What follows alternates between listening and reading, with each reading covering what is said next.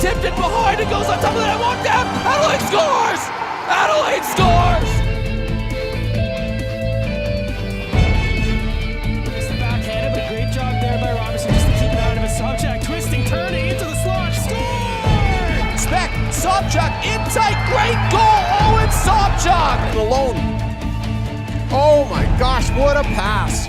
What a pass. Takes a shot, goes around, wrap around and scores. Blues, there's Stringer save. What a close save, Nick Jones. In by the old PHL standards, now Kuleshov in behind the defense again, cuts in, and he scores! Costa through the five-hole. He's done it with 3.1 seconds. Tish backpedaling beautifully. What a shot by Tish. Holy moly, what a goalie. He's still with it, shot scores. Oh, hail Kale. Kale Costa. And Robertson trying to hit Sayers, but Sayers reverse hit.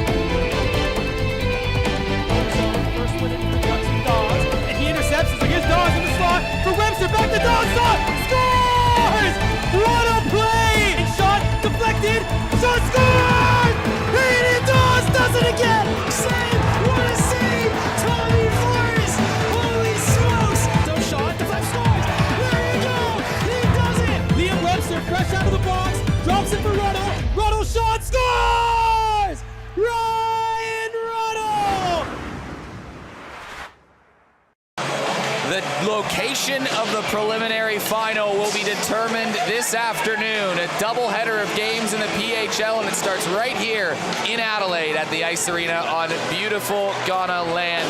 It's a packed house, and hopefully a lot of people watching all around the country for this exciting final day of the regular season. Good evening, everybody. I am Eric Ballnar, and this is local coach, former Team Australia player, former Adrenaline player, Goodall Cup champion. Where does the resume stop? Mitch Villani, thanks for coming and calling the game with me. Honored to be here, brother. Mitch, it's a big game. Like, how do you as a coach try to get your players pumped up for a game knowing that you need to win to get that prelim, or do you even need to say anything? I don't think you need to say too much. You don't need to pump them up. It's just like, let's just focus on the next 20 minutes here, guys. Like, we already know the situation of our season. We know the team that we're playing. We played them yesterday. Let's just play our systems. Well, this is the situation. Now, Adelaide and Brisbane are tied because of last night's craziness around the league. First off, Brisbane won the game before, but Adelaide, knowing they needed to win to get back in front of Brisbane on the standings, it was looking like maybe they could ice it. The Ducks right here up 4-3 late, but Curtis Villani, you know him, he made a nice save. Adelaide goes the other way. Korstens fires one through, and it just gets through Tommy Forrest, who is brilliant. 43 saves, the 17-year-old. More on him later. 4-4, we're going to OT, baby. And Forrest, later on, he made a big save. Adelaide was buzzing. They had a chance. Take a look at this toe save right there that Forrest makes, and you know what? This always happens in overtime. Goalie makes a big save. Ducks go the other way. And how about this shot from Todd Cutter? He uses the screen, beats Villani. Melbourne win the game. Teams are now tied in the standings, but Brisbane own the tiebreaker. So here's what needs to happen for Adelaide. They need to win or get a point in overtime and put the pressure on Brisbane to do their job.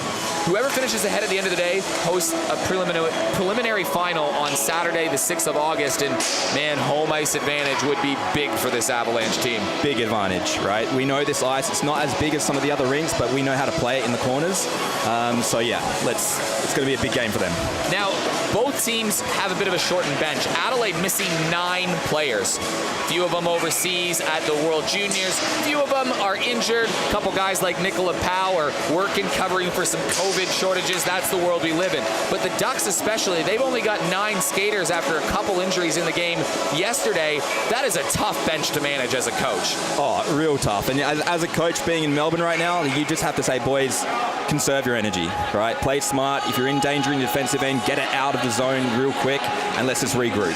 Could you see Melbourne maybe do things like ice the puck maybe more often than you would normally see in a game and try to take away the flow of an Avalanche team? Avalanche is a fast team. They're small, they're agile. You need to take that speed away. So yes, as a coach, I'd be like throwing that puck away, letting Avalanche like spend their energy, let him come back to you. Don't try to keep up with him. Now, Adelaide, the last 2 times they played the Ducks, have fallen behind 3-0 in the first period. They've come back both of the times, but that feels like you're just playing with fire when you're not starting on time, to steal the words from Mike Babcock.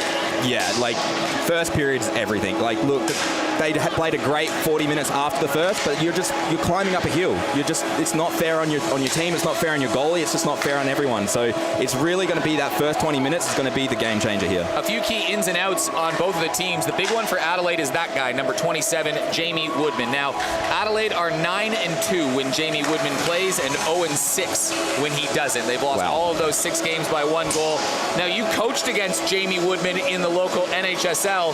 What kind of player, what does Jamie Woodman bring to a lineup that really pushes this Avalanche team over the edge? Ice presence. Like, every time he gets the puck, you know the other team is going to respect him and start backing up, because he's able to see a lane and carry that puck nearly all the way. And that's going to be beautiful for the offensive side of the team, to be able to actually get control down low and start shooting the puck on the goalie. Jamie Woodman back in the lineup on defense. Josh Bortignon is hurt, so he is out of the lineup.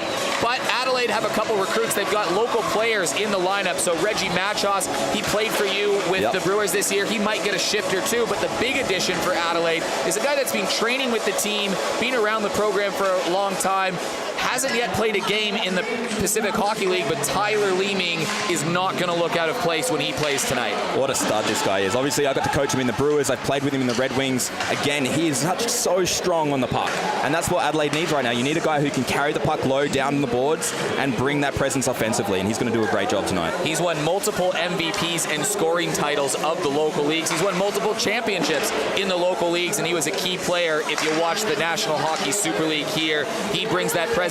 Melbourne on the other side, they've got some big physical bodies. Yes, they have outs, but the big one to watch is Hayden Dawes, number 20 on the Ducks. He leads the league in scoring. He's got 20 goals. He's like an Eric Lindros type player, but he entered last weekend scoring in every game except 1 this season. He's gone 3 straight games without a goal. You feel like it's a matter of when, not if. But did you know that Mr. Curtis Villani is the only goalie that he's not been able to score on this year? Look, my little brother Curtis, he definitely shared that stat with me. He was pretty proud of it, but it's a game within the game. I would be, as Adelaide, letting him know about it. So I'd be getting in Dawes' face a little bit, really getting to his ankles, pushing him around and getting him frustrated. Curtis Villani is the man that will have the net for the Avalanche. It was sort of a surprise if you looked at the beginning of the season that Curtis is between the pipes. If you missed all of that action, Matusz Trinka, set to return from an injury a couple weeks ago, 90 seconds into the game, allowed a goal, re-injured himself, and Curtis Villani, who was just expecting to be the backup goalie on the weekend, was thrust into action. He got a shutout in that game. He later had a 47-save performance against the Ducks and helped lead Adelaide back on 2 occasions from 3-0 down. Is Curtis, how's Curtis been feeling? Look, he's been feeling great. He puts a lot of pressure on himself, but the good thing is he bounced back. So every game he's like let a few goals in, he's bounced back. He's got a great mentality. He's strong in the head. So what we're going to see from him tonight, he's already buzzing. He's texted me a few times. He's like, I'm ready to go. So it's going to be a lot of fun to watch. Great story for Curtis Villani. You can pick up the newspaper today if you're in Adelaide. There's a little story on him in the Sunday Mail that Ben Hook wrote about Curtis Villani, which is pretty cool. On the other end of the ice, that's Dane Davis. He is their starting goalie. Now, he was expected to start today or split some starts, but after Tommy Forrest, 17-year-old sensation, he stopped 43 pucks last night in an unbelievable performance that went to overtime to get the Ducks the win. He's 17 years old. He's going to get the start again tonight. Back-to-back starts for Tom Forrest. What an honor. What a cool thing for a teenager. Oh, like you come to the big stage like this and you make a performance like that, you're never going to forget a moment like that. So hopefully he can still perform really well. Adelaide needs to keep putting a lot of pucks on him. How good is the state of goaltending in Australia, knowing you have kids like 17-year-old Forrest, 18-year-old Trinka, Jeremy Friedrich's only 20 years old. I mean, you've coached a couple of these young kids too. It's kind of exciting. Very exciting. Just not even the state of goaltenders, but the state of players here in Australia. It's just improving year by year, so it's very exciting. You have a guy like Curtis Villani in net who has been very good in the local leagues for a number of years now, and if you talk to Curtis, and I've talked talked to him, he thinks he's right there with some of those top goalies in the country, and his numbers suggest exactly that. They're right there with Nova Sedlak and Monroe, who are starting goalies here, and right there with Tommy Forrest, about that, 885, 890 save percentage, and a lot of it depends on that defense in front of you to play well in front of a goalie. Yeah, Adelaide tonight really got to help Curtis out. So he just needs to face the first shot, stop that, and then the defense need to get rid of the garbage. Having Jamie Woodman, I'm sure, will help. Adelaide, Absolutely. when Woodman plays, allows not a lot of goals. They allow the least amount of goals in the season by about a goal over the next closest competition. The Ducks have scored the most, so this is best defense versus best offense. Yeah, and that's what we want to see tonight, right? And that's as a coach for Sammy, it's exactly what I'd be saying. Really bring it to their D, take them out of their play, open up some ice. So the Ducks, they've already clinched a spot in the championship series. They're not playing next weekend. They're playing a best-of-3 series. It's the last game of the year. Now, you'd think on paper they could just say, just throw it in. The game doesn't really matter. But I suspect it's not going to be like that at all. Look, as a player, as a coach, you're a competitor. Every game matters. You never like losing, and this is why the Ducks are number one in the league. They're not going to give up. They're going to give it their best tonight. The Adelaide Avalanche and the Ducks are done warm-ups, so we're not too far away from puck drop here at the ice arena. Now, there's a number of sponsors that were taking in the warm-up, I suppose, down on the bench for the Avalanche. A lot of sponsors have made this season possible. I've even sponsored this club, to be honest. It's been a lot of fun. We got a packed house all weekend long. Thank you, I just want to say before the game starts, to everybody in the Pacific Hockey League who has jumped behind it, supported this, and especially in Adelaide, the whole community getting behind this team. They're playing for a preliminary final today. Yeah, look at this crowd. These players feed off this. These guys work full time. They're training 2 times a week. They're on the ice 2 times a week. They're putting a lot of effort into, and to get that support from their local fans and from sponsors as well means the world to these guys. So it's going to be great. We're going to have a special ceremonial puck drop today. You'll see them come out on the ice in just a moment, but this is Nash and Melissa. They are from Manuel Carpentry. They've got their young daughter coming out as well. They've been sponsors of Steve Best in particular for, 6-7 years so of the many Adrenaline. Years. They come out to the Red Wings games. You would know them even from the Red Wings. They're just big hockey supporters, aren't they? Yeah, and that's the loyalty of fans here in Australia, in Adelaide. This is the quality of fans that we get to have, and it's just a special thing. And look at them. They're coming out with their little daughter. Steve Best going out there. Steve said he was nervous. He doesn't win too many face-offs, Steve Best. So, Yeah. got to get out there and take the draw. They need the puck, though. So thank you to Nash and Mel. They have probably been one of the longest sponsors in South Australian ice hockey. They don't play a lot of politics. They just go and they try to support the boys, and in particular, Steve Best. So if you have any carpentry needs, Manual Carpentry is absolutely need to look up, and this is the cutest puck drop of the season. Absolutely.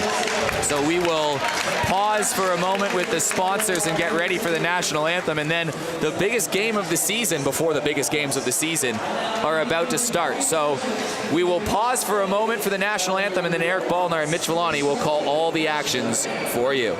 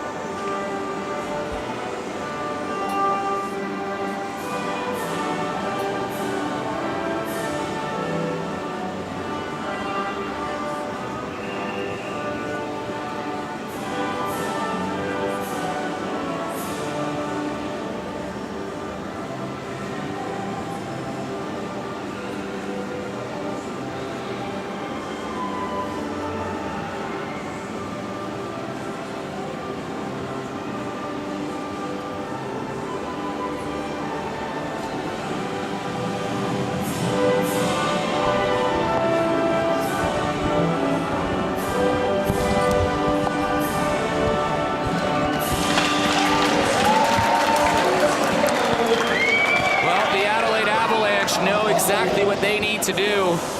They need to take at least a point from this game to put some pressure on Brisbane. Ideally, the Avalanche take 3 and put a heck of a lot of pressure on Brisbane. It's a simple equation, just win, but it's always easier said than done. Yeah. So if I'm Sammy right now, we've got to play a full 60 minutes. The first 20 minutes obviously wasn't great in the last game, and that had, again, they've got to really just focus on that. I'd be putting the puck deep, putting a lot of pressure on this Melbourne team.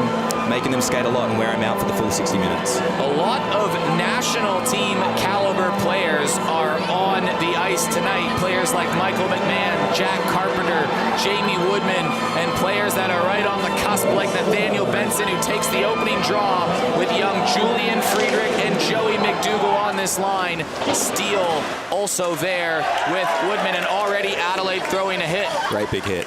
We were wondering what the lines would be with the addition of someone like Leaming. It looks like they're going to go with the old Brewers line with Tom Sack, Steve Best, and Tyler Leaming. I'm sure you would love that as the Brewers coach. Oh, yes. McMahon, that national team player, just lobs it forward, and it's intercepted by Woodman right away. Backhanded play, cut off the ice as Todd Cutter just pushes that to the neutral zone. Melbourne playing with that short bench. Number of players like Ryan Ruddle and Liam Webster unavailable for this game. In fact, Melbourne have 65% of their goals scored by 3 players, and 2 of the three-headed monster are not here for the game. But they do have Hayden Dawes, and he whistles one wide. That would be scary right away as Jake Riley tries to block a shot. Tips it forward. Benson looking for it. It's picked up by Hector Vrelnik. Vrelnik fires one on goal, and I'm sure Curtis Villani likes that one, just paddling that one away as Adelaide makes the save. This one chipped forward. Zach Steele trying to carry the puck up, and Ryan Rintala, former Adelaide player. He lived here for a number of years. This one goes through the gloves. A big rebound came there. Rintala was looking for it. Melbourne buzzing early. Dawes throwing it in front of the net. It's swiped away by Woodman, and finally Adelaide will clear, and it's Johan Levesque. It's a 2-on-1 with Jake Riley. Levesque fires a shot, going blocker side on Tom Forrest, and Tom Forrest is into the game with his first save. So both goalies make some saves, but an early onslaught from the Ducks. 4 shots on net already. Andrew Chen banks it off the boards, looking for Darren Corstens. Corstens coming up the wing, dangles around. He gets sticked away by Chris Drake as it goes in the corner. Adelaide chops away at it. Jake Hazel trying to pick it up off the boards. It had a funny bounce. Hazel bucked down by Drake as it goes into the corner again, and McMahon will skate this one up. McMahon lobs this in, chucks it in the corner. Darren Corstens going back to backtrap. He's a bit hobbled and bruised right now from the wear and tear of his season. Rintala on the turnover towards Villani. He's good with his stick, Curtis Villani, and he clears that to the corner. Loves a good poke check. Did that a lot yesterday. Logan Gallagher, he's scored in a few straight games now. Back to the point, shot through traffic, off the blocker, hacked off the back of the net by Todd Cutter. Villani just flicks it off, and it's centered to the slot, and it goes to the stick of Jake Riley. Riley over to Leaming. Leaming sticks it forward, and here's Tyler Leaming in behind the defense already. So close. Leaming gets bumped off the puck. Drake battling down there. Leaming, this is where he likes to do his hard work. Boy, I'd love to see Tyler Leaming on a line with Noah Maley. That would be one of the hardest working lines. What a forecheck line that would be. Just puck possession all the time. Leaming loves the cycle, looks for Steve Best, longtime teammates at the Red Wings. Best swivels around, trying to walk his way in front, but he gets cut off. Best works out to the near hash marks, drops it back to Steele. Steele fires one through traffic, and that's one of the first whistles of the game, so more of an up-tempo pace 3 minutes into it. Yeah, and what Steve Best did right there is just slowing it down, creating some ice down low behind the net, and setting up the play. That's what Adelaide needs to do to really put up really good scoring chances on this team. Steve Best on a bit of a goal-scoring slump right now. You figure once he gets one, a few more will come. Yeah. Draw coming to the right of Tom Forrest. Adelaide wins the draw cleanly. Off the draw, shot through traffic, scores! Tom Sack throws one on net, and Adelaide has the crucial first goal. Yeah, beautiful shot by Tom Sack, just getting a good face-off win, and then the goalie couldn't see anything there. It was a beautiful screen. We could see that right from here. Well, Tyler Leaming took about 3 minutes to get his first point in the PHL. That's why we love him. Clean win, Sack. And I think it was a screen as well from Stevie Best in front of the net. Yeah. Good position by Steve. Just a great shot by Tom. You feel like that's just a pressure reliever. The longer Adelaide goes, it just pressure builds on themselves. Yeah, momentum builder for that one, absolutely. Adelaide jumps right back to it. It's tipped by Julian Friedrich. He had an assist last night, just 16 years old. Back to the point. McDougall slaps one around the boards. McDougall, this is his 5th game versus the Ducks. He's yet to score versus the Ducks. Kind of his bogey team, although he does a lot of little things right, Joey McDougall. Curtis Villani blocks one away into the corner. Chip back down low. Fires a shot off the side of the net. That one goes wide. Dawes trying to power this to the slot, and Jake Hazel plays it up to McDougall, and McDougall finds Friedrich. Friedrich walks in, and he's angled out. The puck still strong, and it finds a man in the slot, and it goes through everybody into the stick of big Hayden Dawes. Dawes was trying to backtrack this to Gallagher, but he blew a tire. Firm pass over to McDougall. McDougall to Friedrich. Friedrich fires one on net. He was using the screen, and Julian Friedrich on that line with Benson and McDougall. He's playing great for his first season. That maturity of getting that puck without shooting and just keeping that puck on his stick to create a play was excellent. Can you remember playing would you start playing as a teenager as well at that national level? Oh yeah. And it's a lot of nerves, but you know, you take a hit and you're in the game, and then you're right there with the big boys. Well, Julian Friedrich's got that big frame on him. You feel like he could be a good power forward for a number of years. He's very good in the local Premier League competition. Adelaide down tight again, tries to chip one by. Corstens looking for a play in the slot. He found Jake Riley. Riley to Corstens. This line has been Adelaide's best over the last 6 or 7 weeks. Sharp angle shot. Rebound there. Forrest gets down. Slopping on the rebound again. Rebound is there. Adelaide can't get a stick on it. Corstens in the center line, chipping away it down in the corner.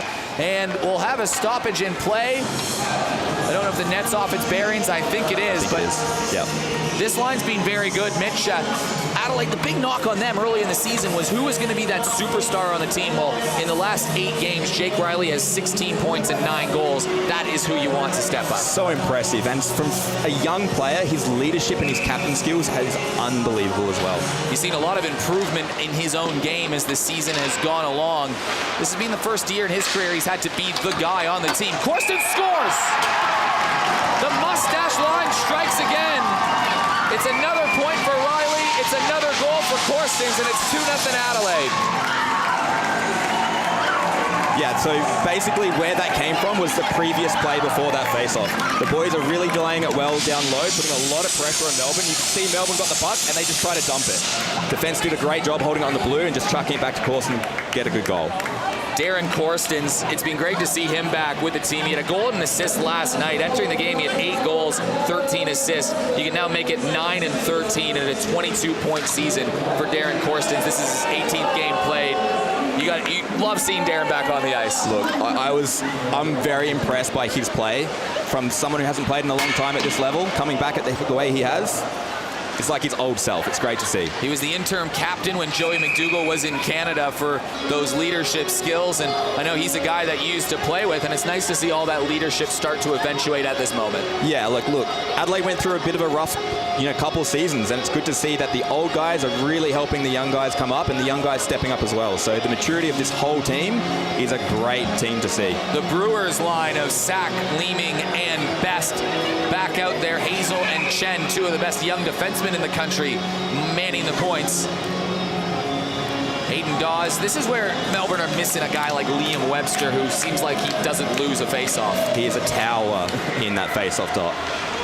Steve Best along the hash mark, centering play as Carpenter takes a tumble. Hazel can't control the line as Gallagher will chip this one out. Adelaide trying to intercept, and here comes Carpenter. Carpenter has the shot blocked by Andrew Chen. This goes off the side of the net. Hazel plays it around. Grabbed by Leeming. Leeming turned over at the point. Gallagher can't hold the line. Steve Best plays it in the neutral zone. That's a turnover as Hector Grielnik will walk in, tries to walk around the man as Hazel chips it off the boards. With a Jake Hazel fan club making some noise in the crowd. That's a great step-up defensive play by Hazel. Chip forward to Ryan Rintala. Rintala can play a bit of forward and defense. Vrelnik inside, walks in, backhand at Curtis Villani. Shuts down the 5-hole. That's where he was beat a couple times yesterday, but he stopped a couple in that spot today. Yeah, it's good to see a couple pucks early on so he can get his confidence back up. He's doing really well, just slowing the game down for Adelaide right now. So how did Curtis become a goalie? Obviously 2 hockey-playing brothers growing up. Well, you helped get Curtis into ice hockey, right? Well, he had to follow me around the rink, and so eventually he tried skating and he just wasn't as fast as his older brother, so we put him in there and he's done great ever since. Need someone to practice on. Yeah, absolutely. Woodman carries the puck up. It's an awkward turnover as Rintala. Nifty pass back to Grielnik, and then Rintala gets dumped. Rintala scored a goal, and I'm sure that one meant a lot to him in his old barn yesterday. Joey McDougall swerves to the outside, fires one at net, and Tom Forrest traps that one in there. But Adelaide, goals from Sack and Corstens, up 2-0 early. What I'm really loving by Adelaide right now is that in defense, they're going across ice and then pushing that far winger up, and they're just like defense to offense really quickly, and Melbourne are just hard to keep up with Adelaide right now. Zach Steele, the wrecking ball, just dumped Ryan. What a hit, hey? What a hit. Zach Steele is, well, I mean, Eric Lean calls him a bit of an enigma because he just goes out there and does his thing. He has that unique playing style, but he can play two different positions on the ice, and he loves to lay the body. Chipped in back behind the defense. That will go for icing, so some offensive zone time coming for the Ducks. Yeah, look, I'm okay with that pass there. We want the passes to be fast and crisp, but sometimes you're going to miss them and it's going to be an icing. But you've got to continue that play up to move this play very quickly, so Melbourne are exhausted. That is the name of the game for Adelaide. You talked to Joey McDougall before the game, and he said, just don't lose it in the first period. You know that Adelaide will have more legs as this game goes on. Just can't play yourself out of it like they have the last two games versus the Ducks. And so far, Adelaide up 2-0. McDougall blocks a shot. Benson works it up the left wing. Benson, a nice dangle. Benson in tight. And he gets swerved to the outside. Looking for McDougall. It jumped over his stick, and Hayden Dawes will carry it out. Firm pass to Gallagher. Enters the attacking zone. Steele gets bumped, barrels off the man, and distributes the puck. Zach Steele making it done, but they can't clear the zone. Gallagher finds some space. Almost had Todd Cutter. Cutter centering play. Gallagher in tight with the line. He got a piece of it and sends it in the corner. Woodman chips it off the boards. It goes all the way down, but after a nearly great clearance attempt, Villani had to make a big save on a broken play. It's Riley that steals this away. He tries to go upstairs, and that one goes wide. Picked up in the corner by Drake. Great playing time for Drake ahead of the playoffs. A great opportunity for Melbourne to use some of their depth players on this road trip, get them in the game before the series starts. Absolutely, and this is a big build for Melbourne, right? Look, they're going to be making the finals, so it'd be like, let's just play our players, getting the puck, getting the feel, and getting ready for finals. So it's a great play by them. You'd expect Adelaide to be the more desperate team in this game because there's a lot more on the line for them, and that's what it's been so far. Turnover in front of the net, backhanded play, and it was almost tucked away by Johan Levesque, who leads the team in scoring. Adelaide off the near boards. Jake Hazel holds the line, tries to chip it back behind the net, jumps over Darren Corstens' stick. Corstens hit hard in the corner. It's kicked out to Jake Riley. Riley flicks it to himself behind the net, working on the backhand, dishes it off. Corstens back to Riley. Riley just keeps the cycle going, and he finds Joey Quebec off to Corstens. Corstens' sharp angle shot goes off the side of the net, and Riley pounces on that in the corner. Picked up by the Ducks. They should be able to chip it out, and they'll be able to skate this out in the neutral zone. Looking for Rintala. Hazel pinches forward. Up to Corstens. Nifty pass to Levesque. Levesque off to Riley. Recovers. Fires one in front of the net, and a bit of a desperate shot block by the Ducks defender. Good shift from this Adelaide top line. Chipped off on the boards is Hector Vrelnik. Tries to jump around Andrew Chen. Chen played really well yesterday, ties up his man, and now Corstens is behind the defense. Walks in, tries to go upstairs, and it's gloved by Tommy Forrest. Great save. Look, that play, all that play and that pressure came from Hazel again. He's just holding the line. He's not backing up and giving their forwards too much space, and he's able to turn that over for us. Have you seen some nice development from guys like Hazel and Chen, maybe with things through the Super League and now this? Look, I'm seeing him in from NHSL to this. Big difference, and it's just because he had the ice time, the training, and he knows the players, and now he feels comfortable playing at this level. I'm very impressed by him. Adelaide chipping it down. It was Leeming looking for Tom Sack, and the puck bounces all the way in the Adelaide zone. 8 shots to 6 so far. Zach Steele carries this one up. Steele on the other end of a big hit that the Ducks lay out. Steele getting some time to play with Jamie Woodman. Woodman, one of the most reliable in the country, carries it into the other zone, and Gallagher creates the turnover, and he'll find Hector Vrelnik, who'll just fire one in from the midway line, allow some of his teammates to change. Adelaide chips it off the boards again. Gallagher working in the corner, trying to find Dawes in front. Big save by Villani. Rebound was there, and it was tied up by Woodman to chip this away. Sack looking for Leeming. Chips it forward, and probably a smart idea from Sammy Mantier. Leeming hasn't played a game with this team yet this year, but put him with 2 players that he's familiar with and knows how they work. Yeah. Red Wing players, Brewers players, make him feel comfortable out there. Leeming plays it around behind the boards. Steve Best grinds for it in the corner. He takes a big hit and goes down awkwardly, but still decides to chip this one back to Julian Friedrich. Friedrich plays it down low. Best hacks away at it. Drake around the boards all the way to the right point, kept in by Andrew Chen.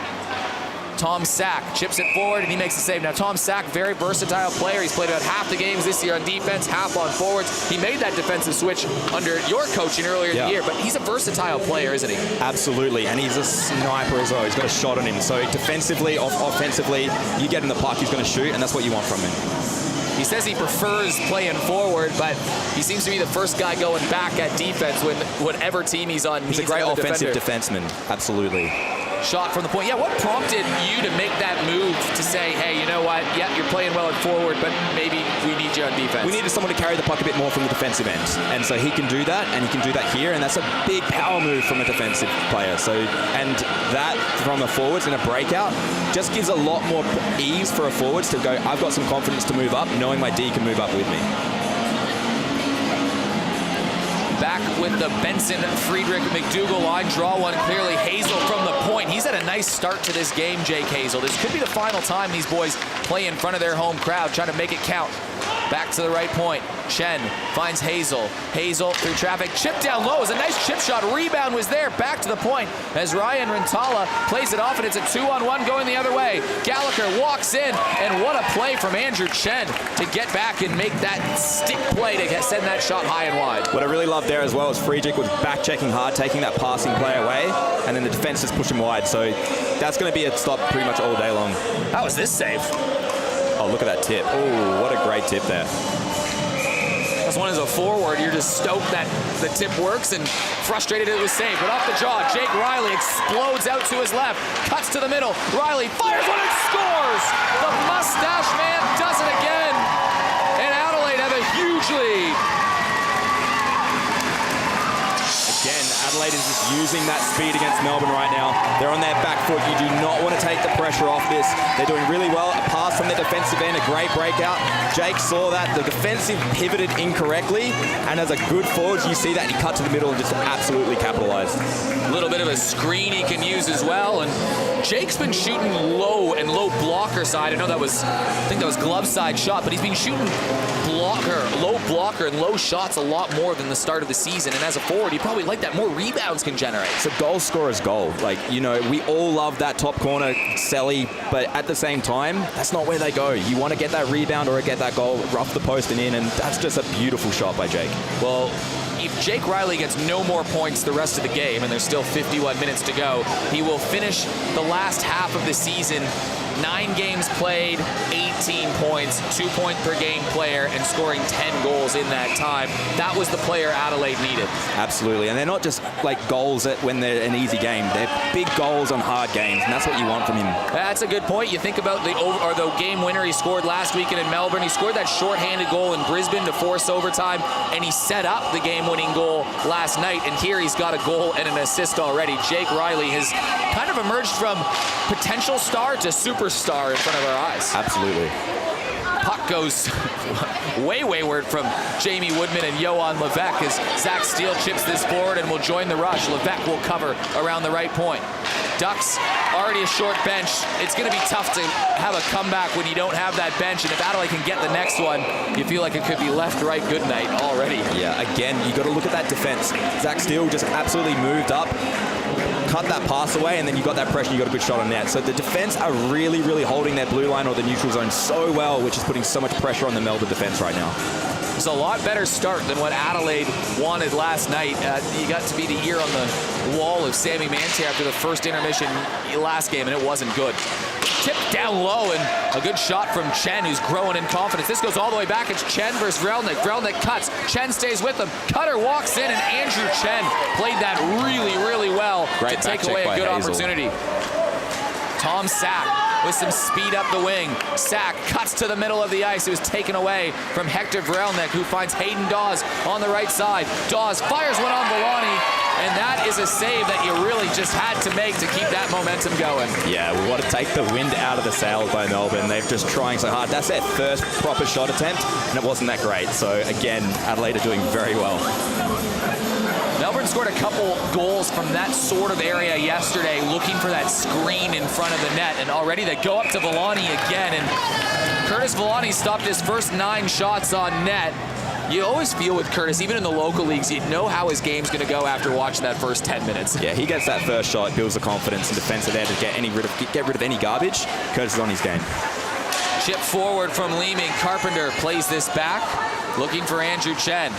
Chen digging away in the corner, working against a couple of men, and this is a whiff by Leo, and Tyler Leeming gets to go out wide. Leeming stops, pops, fires one on net, and it's a nice save again from Tommy Forrest. Smart play by Leeming, right? He didn't have much. The defense pushed him wide. He just delayed it, put a shot on net, and get the face off. So now we're down in offense.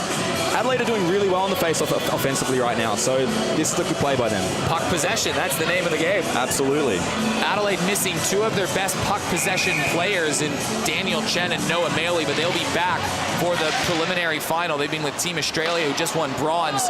Jeremy Friedrich, who is the goalie in that, he had a shutout in the bronze medal game today, so Adelaide will be loving guys like Hamburg, Maley, and Chen back just for that whole line of puck possession.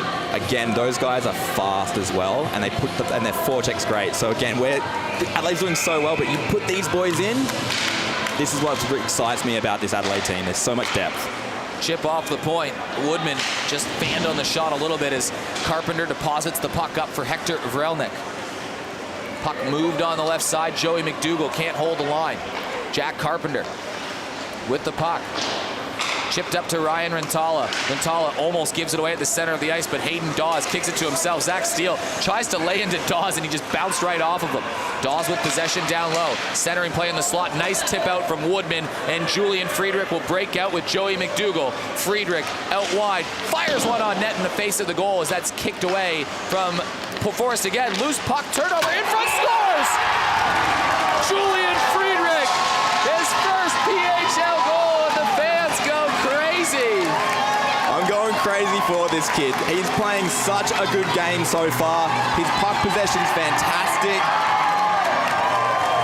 So happy for him. Like him going wide there and just putting it on net and getting that, that was all him. Beautiful play. He played really well yesterday, Julian Friedrich. Right place, right time. Look, you play well, something's going to happen, right? And Adelaide is up 4-0 in the first 12 and a half minutes of this game. That's what you want. Julian Friedrich, his first goal, 16 years old.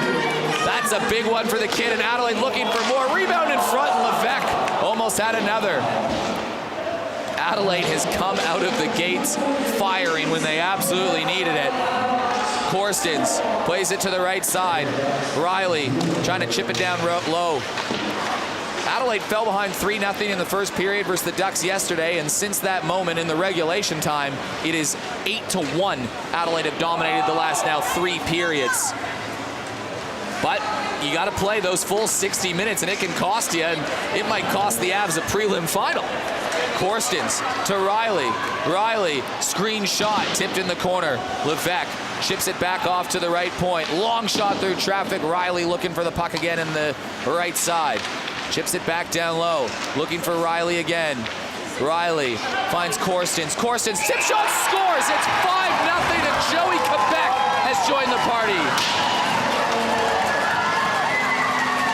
Yeah, this is fantastic. What I'm really loving from this line is they're getting low, they're delaying it, they're playing behind the defense, and they're shooting from everywhere. This goalie is getting just pummeled by pucks from point, from the slot. They're screening so well. Fantastic line. Johan Levesque just scored his 17th goal of the season. He's had a big season. Jake Riley just picked up his 3rd point, and Adelaide's up 5-0 early versus the Ducks. I love Yoey's celebrations. You know he loves it, right? Have you met a guy that just loves to score more than Yoey? I don't think I've met a guy who loves hockey more than him. He has moved here to Adelaide for pretty much 8 months to play 2 different seasons of 2 different leagues. Long shot through traffic, and Villani will kick that one aside. A lot of less pressure on him when there's a 5-goal lead to work with. Yeah, and look, you can just tell Melbourne are getting a little bit frustrated. They're tired. They're shooting from high point right now, and that's all the shot opportunities they've got, but they haven't got a second guy coming in to get a rebound. So Melbourne need to figure out how they can actually get a second guy supporting that first puck carrier. First PHL career shift for Tim Benson, who's on the ice right now, number 65. Good for him. He's been training with the team for a long time. This is lobbed all the way down and hit the flag. But Tim Benson been training with the team all year. Nathaniel Benson's younger brother.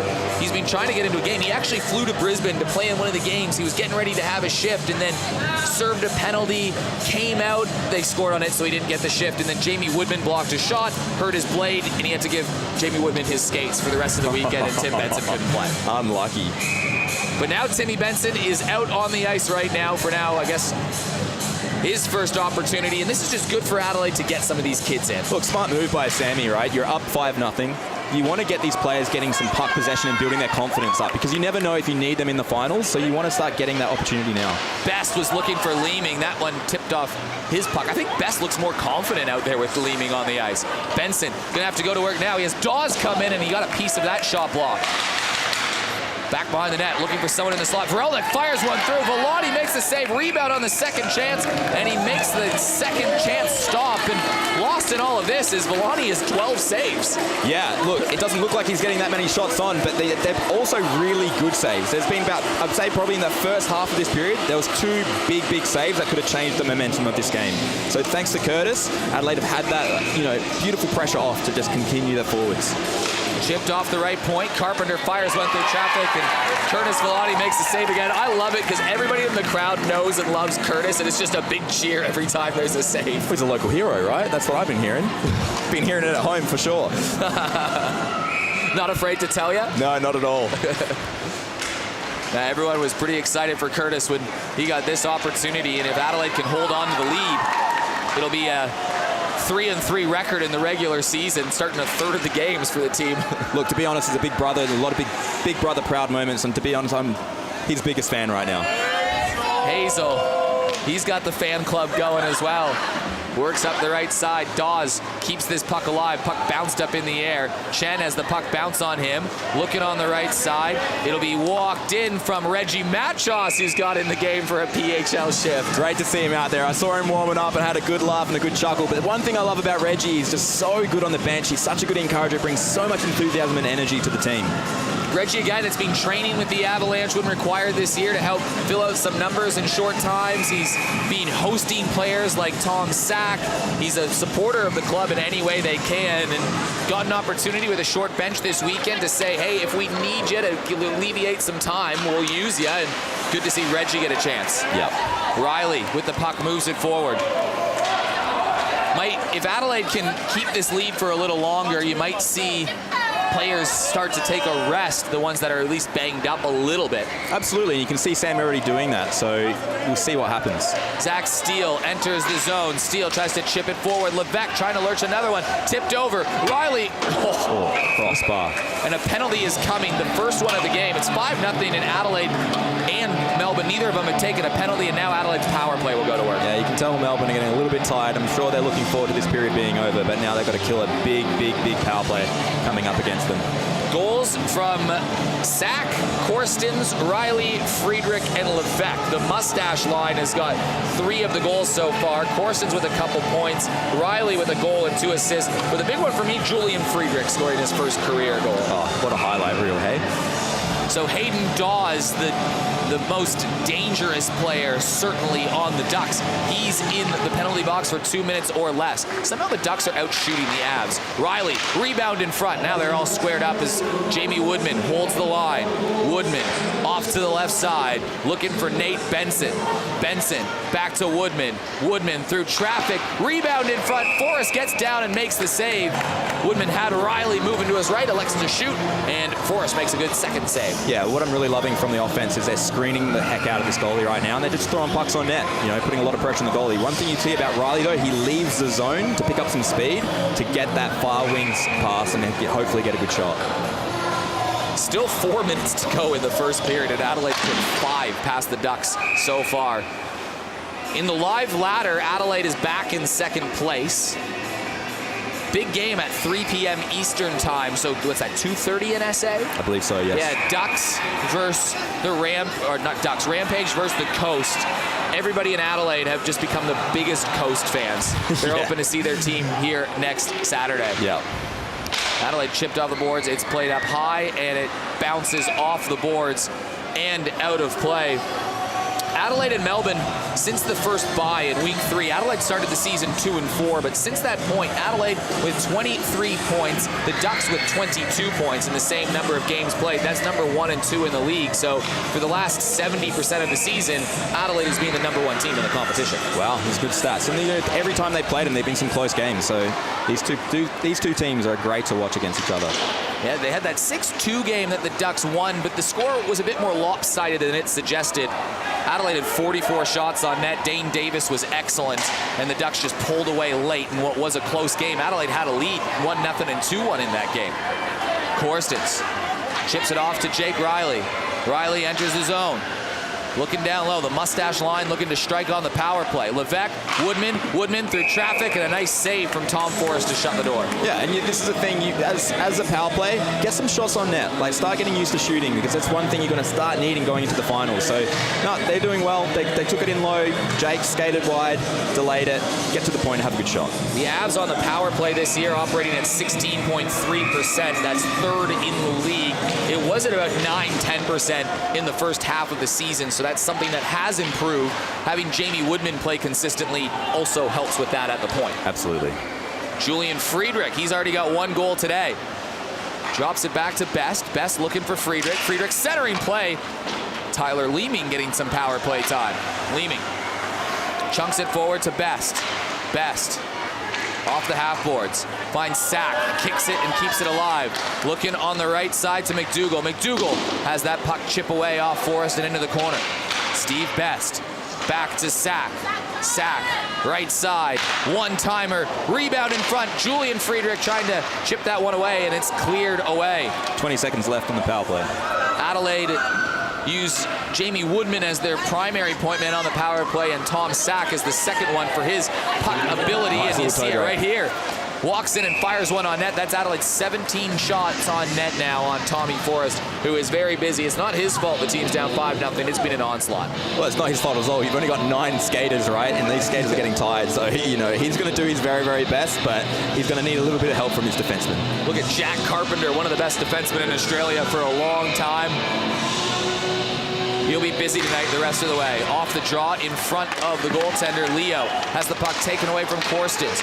Riley, sharp angle shot as the penalty comes to an end. So Adelaide 0 for 1 on the power play to start the day. They were 0 for 5 yesterday, but they had a few opportunities, just like they did today.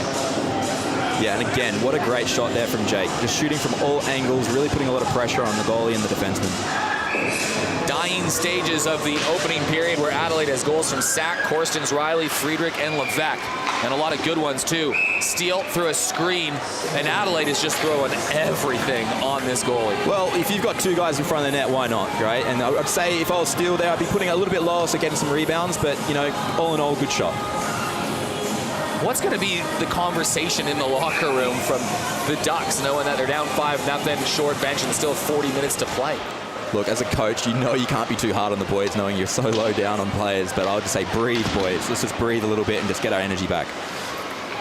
Riley in front of the net. Levesque fanned on the shot. That went wide. Chipped off the right side. Todd Cutter can't quite clear the zone. Woodman just throws it on net. Another rebound was there, but Korstens couldn't get a stick on it, and the Ducks will roll this all the way down.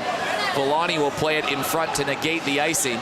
Woodman plays it up to Riley. Touch pass to Korstens. And Hayden Dawes back in the center of the ice. Chip from Johan Levesque, and Jamie Woodman will go and gather. Woodman has been a joy to watch in Adelaide these last few months, that is for sure. Korstens off the wing, down low again, wraps around the back of the net. Riley, sharp angle shot. He was looking for his second of the game. Jake Riley playing some big hockey. What a perfect break out there. This is exactly what Adelaide needed right from the get-go, is getting that speed from the back end and using it against them in the offensive, taking it wide, taking it low behind the D and getting some good shots. Adelaide would have been hoping for this yesterday to start the game. Well, absolutely. That's exactly what you would hope for. But it's good to see that they've learned, adapted, and really performed right now. Benson off the draw. He finds Jake Hazel. Hazel through traffic. That's blocked by Dawes, who will clear the puck, and it will bounce and bumble and roll on this very chippy ice. Well, the ice is about to get even further tested in the intermission. We got a group of under 9 players that are about to make their big ice debut. They've never played a game on the large ice. They're about to do that in the first intermission. We're going to call the action of that, Mitch. Of the how exciting. I'm excited for them. I know they're going to be excited. It's just going to be a lot of fun. I've got the list in front of me. It's a good-looking list. Puck squirts free in the neutral zone to McDougall. McDougall tries to walk around Drake, and he'll just chip this in behind the goal, and he'll go off for a change. McMahon, the captain, intercepted by Friedrich. Dawes chips this in behind the boards, and that goes out of play. But the list I've got looks pretty good. Pirates versus the Destroyers. The Pirates versus the Destroyers. 2 epic team names. 8 versus 8 hockey. Jackson Barber and net on one side. Charlie Taylor on the other. Charlie's just got the call up to play the game today. She's really excited to play in net. It's the under 9s, Pirates versus Destroyers. So fun. Don't go anywhere in the intermission, because that is what you'll be wanting to watch. A couple local referees. Bantams stepping in to ref the games too. Best flicks it down low. That is gloved away. Picked up by Vrelnik. Enters the zone, curls back to the point, and he'll just play it back to his defenseman, and the Ducks can try to reset. Ice getting a bit choppy. Lee looking for someone on the wing. Is chipped forward by Leeming. Leeming powering his way through. Back to the neutral zone as Steele picks it up. Walks on the right side. One last chance for a shot. Still with the puck, he gets tied up, and that will do it for the first period. And a save at the buzzer, too. 5 goals. 21 shots to 14. Goals to Sack, Korstens, Riley, Friedrich, and Levesque. They scored early, they scored often, and I don't know, what do you criticize from Adelaide here? Not much at all. You don't criticize anything. You just say, continue doing what you're doing, boys. Keep up that good energy. Great work by the coaches by actually continuing the line shifts. We've got Yoey right there just giving us a good look. Now the Ducks, they got to go to the locker room, and this is just a little pep talk saying, boys, we just got to play the next 40 minutes here. Yeah, exactly, right? I think as a coach, you know they're fatigued, so I think it's going to come down to strategy. It's like, guys, we need to get the puck and just dump it a little bit more. Protect our goalie, protect the home, and just get rid of the puck. And as for offensively, I would probably do a little bit more just trying to carry the puck wide, delay it, and let your forwards join you. I mean, this game isn't over. The Ducks have the #1 goal scorer in the league. You know, they put a couple early on the second period. It changes the complexion of the game. But at what point in a game and what lead do you need for Adelaide to start resting some players, knowing that you just don't want to hurt some of your big guns? Look, 5. This is a pretty good lead as it is, right? So I'd probably be starting it a little bit more in this period, going into the second with some fresh legs. Let the guys sit down a bit and have a rest. Well, this is what we're here for. The Destroyers versus the Pirates. The Destroyers in green, the Pirates in red. They've never played a game on the big ice here before, so now they're going to step in net. Surely they got to move the nets in just a little bit. A little bit. Look how small these guys are. How cute. I can't stop smiling. This is great to see. Billy Taylor, Cohen Siemens, Eddie Bath, Finley Siemens, Harper Daly, Rafaela Pereira, Zyla Boundy, Chase Clancy, and Charlie Taylor in net for the Destroyers. The Pirates have Amelia Barter, Elliot Layden, Jimmy Alexander, Joe Durant, Kazis Stevens, Leonardo Vadadigny, I'm just going to call him Leo, Zalia Barber, and Alessandro playing with Jackson Barber in net. Devin Siemens, Tyson Boundy, Tom Alexander, and Crystal Finlay Smith. And get ready for this. It is 8 versus 8 on the ice. Maybe that's why we've got full ice. We've got 8 versus 8. They are doing full ice here, Eric. I know, this is a bold strategy, Cotton. But these kids are all under 9. The youngest one about 5 years old. The oldest one 8. Wow. Getting an opportunity to play in front of a sold-out crowd. I didn't even start skating until I was 15. I would be so nervous if I was one of the kids. Oh, you'd be having the best time. To see a crowd, your mum and dad watching you, just like all your friends playing with them. This is a really special moment for these guys. And the crowd getting behind them too. Little kids pumping them up, giving the fist bumps. The goalies are out there, the whole big ice surface, and this game is on. Zalia Barber taking the draw for the Pirates, and already the Pirates are going to work their way down low. Amelia Barter chips it forward, and it goes to the stick. of Finley Siemens, who will just try to carry it out, and already some good attacking zone presence. Got some great little skaters out here. Yeah, we might have to be scouting from him these. Here's Stevens. Oh, already a big hit. I know, they're playing physical. They're Wow. watching the big boys play. I love it. There's just a big bumbling pocket of bees all following the puck in one area. And now Captain Joey McDougall and Jamie Woodman have gone and joined the teams. Feels like an unfair advantage for one of the teams. How cool is that? Would that be to have one of the Team Australia captains and the captain of the Avalanche come out with you? Oh, a very special moment. These young guys look up to these dudes. And so here we go. Well, down wide. Here was a shot opportunity. Oh, what a save in net. Charlie Taylor, sorry, Jackson Barber got down and made the save on Finley Siemens. And Off the now helmet. going the other direction is Harper Daly trying to carry this puck out of the play. But my goodness, what a great opportunity. It was a nice save early on. Yeah. Did a nice little pad save, hit him in the helmet. Great save. Kazis Stevens fires this one a little bit wide, and now the attacking possession for the Pirates in red. Again, all of these players under 9, they're playing with the big ice. Okay? Yeah, where's the puck? There's about 8 players and 60 legs, it feels like. Oh, Jamie Woodman with the puck. He's looking for an assist. How greedy is that? So greedy.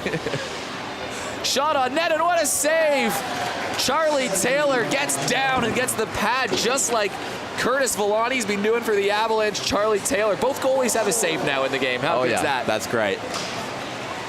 Kids on the ice. The youngest one's actually 4 years old playing out there. 4. That is unbelievable. If you want to play hockey, go to the ice arena and check out how you can go to skate school. They hold the Hockey Academy skating classes for beginners, skating classes for experts too. So if you want to get involved in hockey, or you have a kid that wants to get involved, there's lots of ways to get involved at the rink. Look, I definitely would need the skating lessons again. It's been a while, but you look, so much passion in this sport. Stevens with the puck back, almost a giveaway in front of the net. Was looking across for Alessandro, who will chip this one forward, and it goes back to the stick of Finley Siemens. Siemens is a pretty good skater. Oh yeah, here we go. Destroyer's taking it. Oh, it's almost a turnover at the line. A couple players skate through it. And the Pirates are going on that forecheck again. It's a heavy forecheck for the Pirates. Jamie Woodman getting stuck behind the play with one of the little players, Chase Clancy, in green. Puck taken away on the right side. Alessandro up the wing, and that's a nice pass forward for Zolly. Dumps it onto the goalie. Here we go. Shot on net. Charlie makes a big save, jamming it on there. Oh, just getting the pad down. She had to call up to the Bees earlier today. Charlie was so excited. Chip down in the boards. There's only a couple minutes left in this game. We've got Cooper down there just giving a little goalie tips as well. It's been some good traffic here from the Pirates in red. Big shout. Oh, here's a giveaway in front, but it's scooped up by the team in green, who will bring it out to the right. But a big shout out to Jeff Fode and Sarah Elsey for setting this whole thing up. Now a shot down the wing, fires one, scores! Finley Siemens goes top corner and gets the celebration, and it's a goal from the Destroyers, and they're up. Look at the rebound. What a shot. Top cheese. Yeah. How's the celebration? Just where Mama put the cookies. I love it. Good shot. He just shafted Joey McDougall. McDougall's going in for the... Showing me how it's done. So they get a goal celebration with just a minute to go, but against the run of play, it's mostly been the Pirates attacking. They might be able to tie this game up still. Make it exciting if they do. Up on the right side, and here he comes once again. Got some speed. Finley Siemens, a really good skater. Going hard to the net is Chase Clancy, and that got banked off the side of the goal. Was that Woodman defending right there? I think it was Woodman trying to stop the parade. I want to see Woodman carry this puck out. We have a Jamie Woodman end-to-end rush. Oh, then you got Joey and Woodman just going at it, I reckon. Head-to-head. Harper Daly up great the little play off side. the It's a boards. nice play. Daly with some speed. Almost got around. But again, good defense all game long from his team in green. Still 30 seconds to go. Here it is again. Siemens in tight all alone. What a save! Huge save. A huge stop from Jackson Barber in net for the Pirates. Keeps his team in it with a chance with 20 seconds to go. He loved that one. He gave himself a big nod. He's had to make a couple saves. He had that one off the helmet earlier. Don't forget. Can the red team try to push it back? Nice effort being pushed forward. The Destroyers are putting a little bit of pressure on the Pirates right now. 4 seconds to go. And now one more chance. Can they carry it down? Here it is. It could be a breakaway. They're going to go for it. Oh, they should have just let him go. A big reception from the crowd. That was excellent. Some good future right there. We had some good saves, some goals. You're scouting for some of your local teams. Oh yeah, that's Mitch. some great skaters. All of them did a great job, and I hope they had a lot of fun in front of a crowd. Sammy Mantier, the head coach of the Avalanche, getting out there. What age did you start playing hockey, Mitch? I was inline at 11 and ice hockey at 15. So you weren't as young as some of these 4-year-olds out there. Not playing. at all, no. I didn't know hockey existed at that age. They're going to get a big photo in front with all the kids. Cooper Peacock, Joey McDougall, and Jamie Woodman stepping in there. But yeah, once again, the Ice Hockey Academy, a great way to get involved.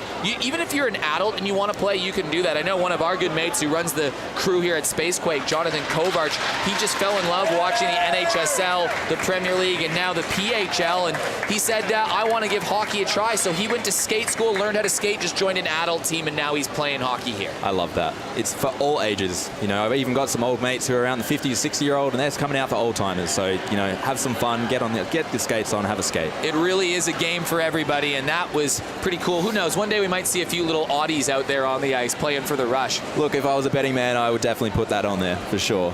Either way, that is it. Adelaide lead 5-0. The Destroyers win the game 1-0. Eric, Mitch Villani, and maybe Matusz Trinka back with you in the second period. We'll see you in about 10.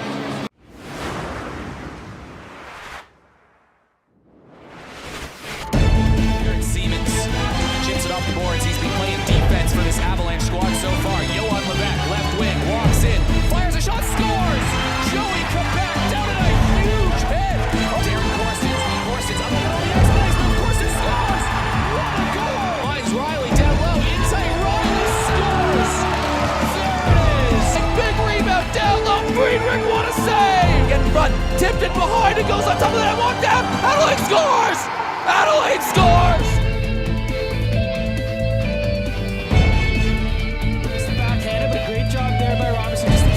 Sobchak twisting, turning into the slot, score! Speck, Sobchak in tight, great goal, Owen Sobchak! Alone. Oh my gosh, what a pass. What a pass. Takes a shot, goes around, wrap around and scores. Loose, this Streeter save, what a close save, Nick Jones! In by the old AIHL standards, now Kuleshov in behind the defense again, cuts in, and he scores! Through the fireball! He's done it with 3.1 seconds! Tish backpedaling beautifully. What a shot by Tish. Holy moly, what a goalie! He's still with it, shot scores! Oh, hail Kale! Kale Costa! Versus Robertson trying to hit Sayers, but Sayers reverse hit. First one into the Ducks and Dogs, and he intercepts it against Dogs in the slot for Webster, back to Dogs, shot! Score! What a play! Shot deflected, shot scored! And it does it again!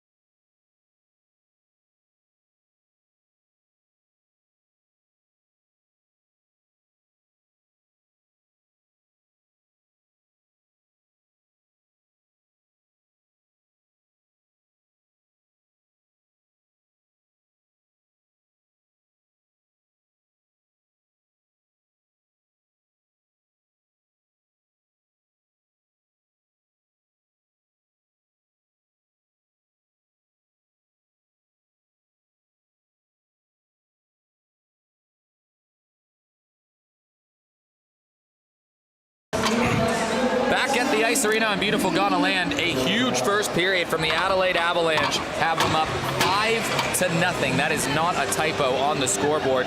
Got started early with a goal from Tom Sack, and then Korstens, Riley, Friedrich, Levesque, they all scored. Jake Riley's got 3 points tonight already. He's really stepped up, but a lot to like from the Avalanche in the first period. So much to like right now. Sammy is just very happy, man. Like everything they're doing, like I said, skating it low, controlling it in the corners, delaying it back up to the points, and having good shots with people screening this goalie. These shots are coming from left, right, and center, and they're getting it.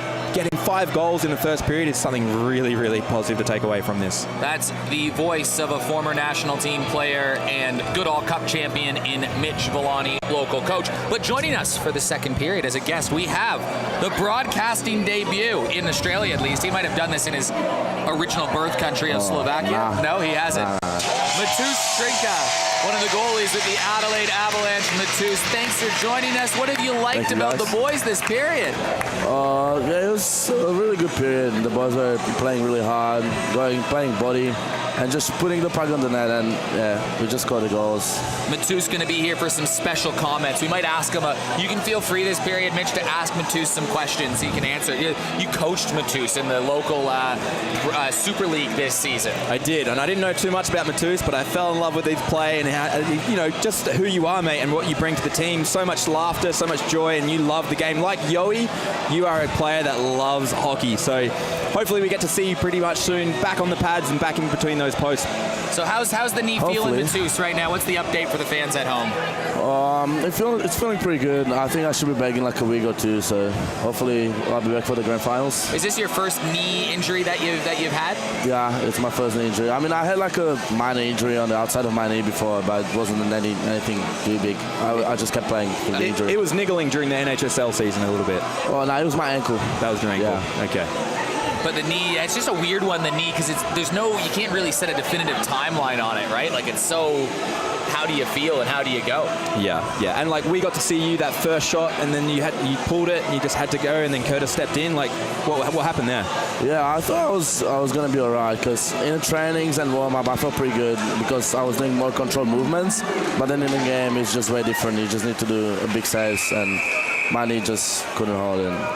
That's aggravated the injury a little bit more. What does recovery look like for a knee injury? Like, what does the people at like Mind and Movement and Peak have you doing? Oh, since it's ligaments, you just need to kind of wait. Like, there's nothing much you can really do. You just need to wait, and you can do some strengthening exercises around the knee, but basically it's just time. Puck chip forward from Zach Steele. It's grabbed by Nathaniel Benson, who will enter the zone. He had a couple goals yesterday and an assist. And he's got an assist tonight already, so another 4-point weekend for Nathaniel Benson. He and Johan Levesque and Jake Riley right now in a dogfight for leading point scorer on this team, and they're all neck and neck late in the season. Hector Vrelnik gets thrown to the ground by Joey McDougall, but he bounces back up and will carry it out of the zone. He finds Todd Cutter. Next goal so important for the Ducks. They have to score that goal.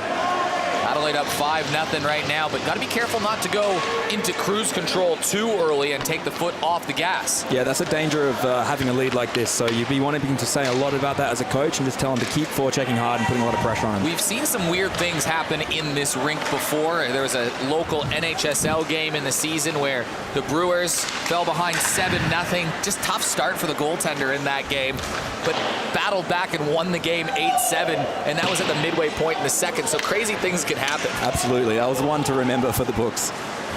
Jamie Woodman skating the puck out all the way up the wing, works his way deep, looking for a man in front, turns, and he finds Korstens, who dishes it off to Jake Riley. Riley fires a hard pass in the slot that tips off a skate, and Leo will play this back to the center of the ice. Jake Hazel will go back and retreat. Hazel, one of the two natural defensemen that was playing in yesterday's game. He got banged up in the middle of the game. Some abdominal work needed to be done, but had a nice game at the end of the day. Leo chips it off the boards. Looking for Ryan Rintala.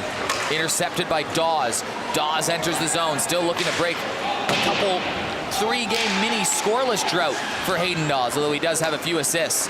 Levesque scoops it up in the neutral zone, delays the pass to Jake Riley. Riley looking for goal number 2, gets in tight. Levesque fires one, slaps one through, and he breaks his stick. Maybe 2 sticks were broken on each of the teams. Yeah, that was a Melbourne stick broken. Yo, he just lost his stick there. Jake Riley broke his stick on the opening face-off of the game yesterday. Jamie Woodman carries it out of play, up to the left wing. Woodman fires one on net. That one whistled wide of 17-year-old Tom Forrest in net. Adelaide throws another one on there, but good look at Tommy Forrest this weekend as a goalie. Matus, what have you liked from Tom Forrest this weekend? Oh, he's playing really well.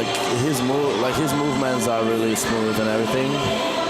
He's got a nice glove, and yeah, he's just playing really well. Maybe we'll see a few Trinka Forrest battles going forward in this country, I think. Wouldn't doubt it. Wouldn't doubt it one bit. Hopefully. Tyler Leeming will take the draw. An unknown quantity maybe to the Ducks, but a very known quantity here in the local ice hockey community. Puck jumps off Andrew Chen's stick. Big push forward from Drake, and Chen tries to whip it across the ice, trying to find Tommy Sack. Sack gets pushed off by Carpenter, and Carpenter's stick jammed up inside of Tom Sack. Here comes on the right wing, Zach Steele. Steele with some skating ability. He gets checked down hard from McMahon. So the wrecking ball got hit by him, or by another player this time around. It's a great drive to the net by Zach, though. He's been trying to push that pace of play. Vrelnik with the puck in the corner, looking for a man at the point. Ducks need this next goal. Vrelnik turns, fires, tip, back behind the net. Drake trying to chip it off to the right side. Cutter scores! What a They shot. needed that next goal, and they got it. Todd Cutter, his second goal of the weekend, and it's 5-1. Yeah, great angle shot there. Again, Melbourne are doing great. What a good start to the second period. They're keeping up back and forth defensively. You know, this is a great hit. It started when Steele made it, took it into the defensive zone there. Look, that shot by Curtis, unlucky. There's not much you can do about it. It was top corner, really tough angle. Put it behind you and keep going. Yeah, it was a great shot. Not much Curtis could really do. So, yeah. Well, that was an important one for the Ducks, because if they're trying to get back in the game, it starts with one, and then next is trying to get goal number 2. So game's certainly not over. If the Ducks can score the next goal, then things get a little bit interesting. Like you said, Eric, anything can happen, right? So we can't take the foot off the gas here by Adelaide. Chipped out and kept in from Joey McDougall, but it's gobbled up by Todd Cutter.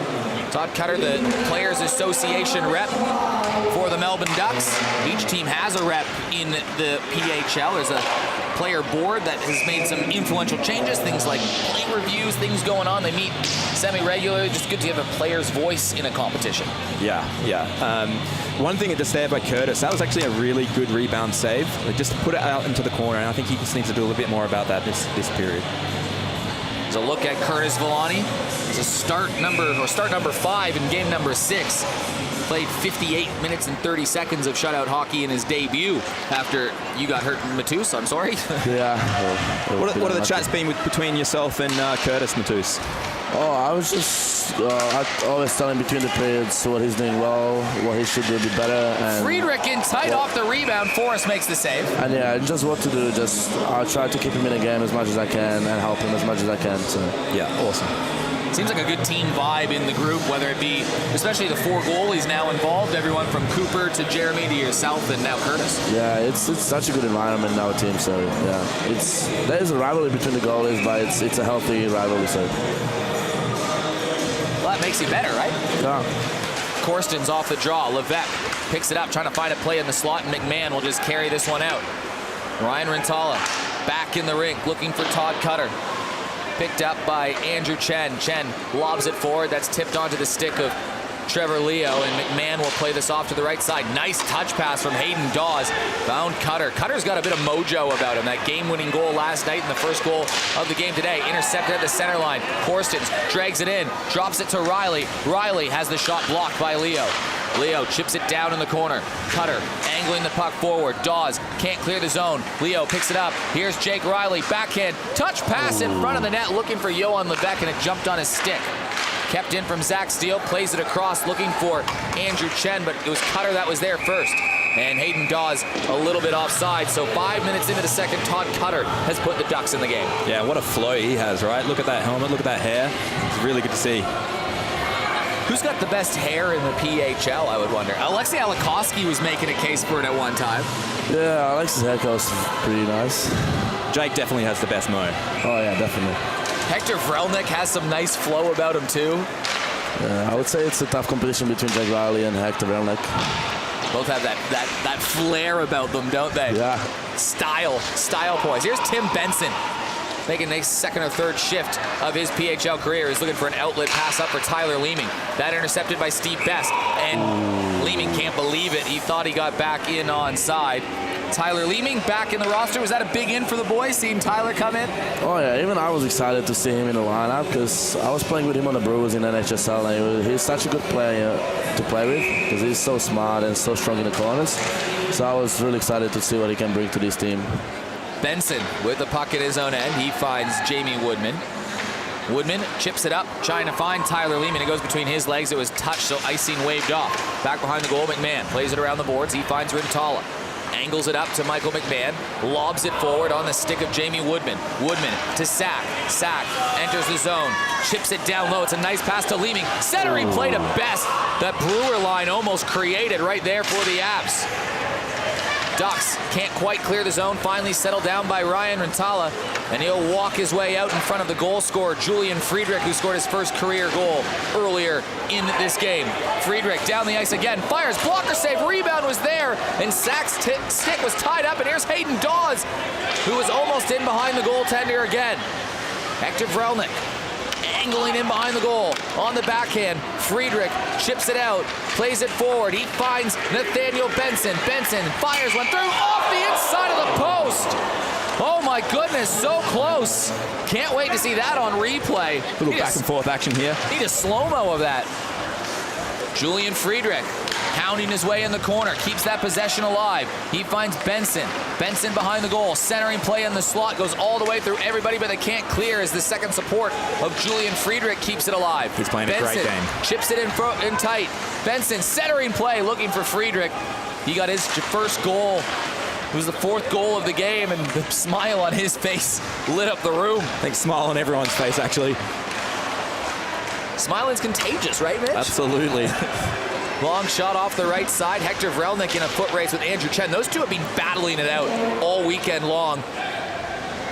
Three players tie up the slippery Frenchman on the far side, and they'll finally freeze this one up. 12:45 to go, 5-1. Look, it's really good to see now. Look, Melbourne got that great goal, but now they're starting to wear out. Adelaide are back-checking hard and not giving them any space anymore, and Melbourne are feeling that pressure. Look how close this one was into going in. It was the inside of the post. And back behind the goalie. Ooh. Nice shot from Nate. It was a pretty nice shot.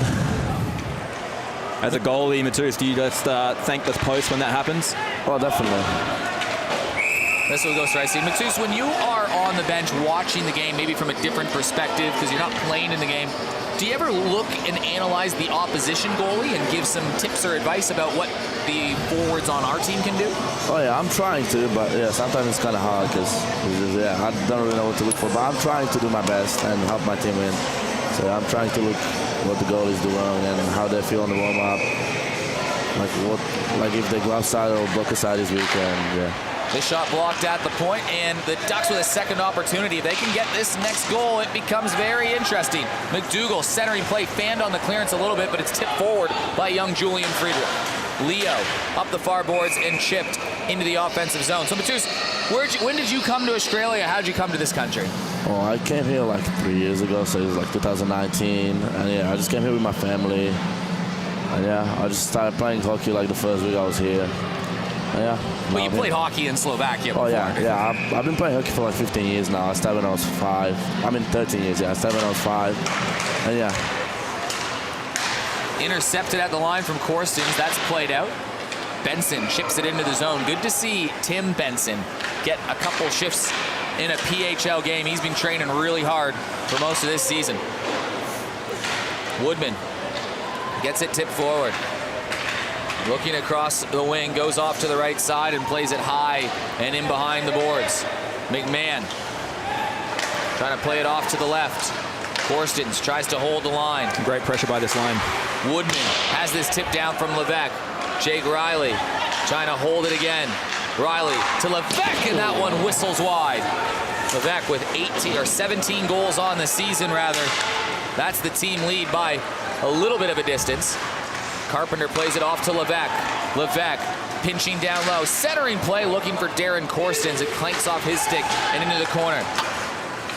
Rebound comes out to Corstens. Corstens on the side, paddled up in the air. What a save! I think Tommy Forrest got a paddle on it. He definitely got a paddle on that. In the air. Wow. Great stick save. That was a pretty nice save. Pretty nice. Goalie, recognized goalie game. Jake Riley doesn't like that the offside's waved off. I can't wait to look at this on the replay. Batus, maybe you can walk us through the replay when you see it. What are you thinking as a goalie when the puck's bouncing like this? Oh, it's pretty hard when the puck's bouncing like this, especially if your defenseman just drops on his knees and lets the backdoor guy receive a pass. And yeah, but I think for Tom Forrest, he could probably check his backdoor between the passes, so like he doesn't know where the players are, because I'm pretty sure he had no idea that Jake Riley was there. So, yeah. His stick knew where the puck was, though. Oh, yeah. But you got to give credit to where credit is, right? That line by Jake right there, they're finding each other, cycling really well, making great scoring opportunities. They need to keep that up just to let Melbourne know that we're not giving up right now. But it was definitely a great save by Tom Forrest. Tom Forrest has shown some really good flashes. By the way, it's 25 shots to 14 right now, so Curtis Villani hasn't had a lot of action in this period. I think he's only had two shots, and one of them's gone in the back of the net on a great shot from Todd Cutter. I'm sure that's challenging, knowing that you're a bit cold right now. Yeah, but at the same time, maybe it's a bit of a breather he needs, I'm just going to watch these guys do what they're doing, and I'll do my best when it comes my way. He has a 4-goal cushion to play with, but you do feel like that next goal is still really important. You don't want to give the Ducks, from an Adelaide perspective, any kind of momentum. Yeah, what about you, Matus? The mentality of a goalie, knowing that you're up 4 goals, not seeing a lot of shots, what goes through your head? Oh, the worst thing is probably just your thoughts. Like, you just don't want to think about anything, because as soon as you start thinking about stuff, it's just, you get yourself out of the game, and yeah. Andrew Chen, your worst part is overthinking. Isn't that a lesson for life in general? Yeah, absolutely. Adelaide trying to clear the zone. Stick goes scrambling. Nice little back pass from Jack Carpenter, who finds Ryan Rintala. Wraps it around the boards. Puck bouncing and bumbling, and Chen fans on the shot. Picked up by Todd Cutter, and that puck just gets lost under the boards. I think he wanted it to go under the boards, Todd Cutter. He's seen how this rink plays sometimes. Tom Sack with a head of steam, cuts to the middle of the ice. Fires one. Rebound was there, but Forrest quickly jams on top of that one. He's made a few good saves in a row now, Tommy Forrest. Absolutely, but again, we talked about Tom in the first, of like why would we put him D? Just for that exact reason. He's got the speed to carry the puck and make a good scoring opportunity. Tyler Leeming centering this Brewers line of Best, Leeming, and Tom Sack. Zach Steele making the move back to defense. He started the year down there, but he's played all over the place, Zach Steele this year. Very versatile young player. Leo chips it off the boards. Cutter tied up by Chen, and Cutter will play this out. I think it might be icing. It's waved off. First player back is Drake, who's playing a bit of a forward shift right now with this short Melbourne bench. He dives, trying to take this puck away from Zach Steele, who's gone all the way up from coast to coast. Fires one on net, his own rebound. Puck deflects and chips away into that dead man's corner. Best on the backhand. Cycles it back down low, looking for his Red Wing partner in crime in Leeming. Sack moves it off to the right side, walks out to the slot, fires one through, and a nice pad save from Tommy Forrest. Hayden Dawes chips it up, trying to make a foot race for it. Jake Hazel intercepts his man. Ooh. Big hit in the corner, though, and Hazel a bit slow to get up. Hazel was hurting a little bit during the game yesterday, had some work done on him in the middle of the game, and then he had to play a big part in trying to set up an Avalanche comeback. They were down 3 goals and tied it up. Yeah, he's definitely feeling that hit. He skated off pretty slow. Best right side. McDougall enters the zone, flicks it to the middle of the ice, was looking for Benson. This has been the road period that you probably talked about at the beginning of the broadcast that the Ducks needed to play right off the bat. Yeah. Centering play, tip shot goes into the wide.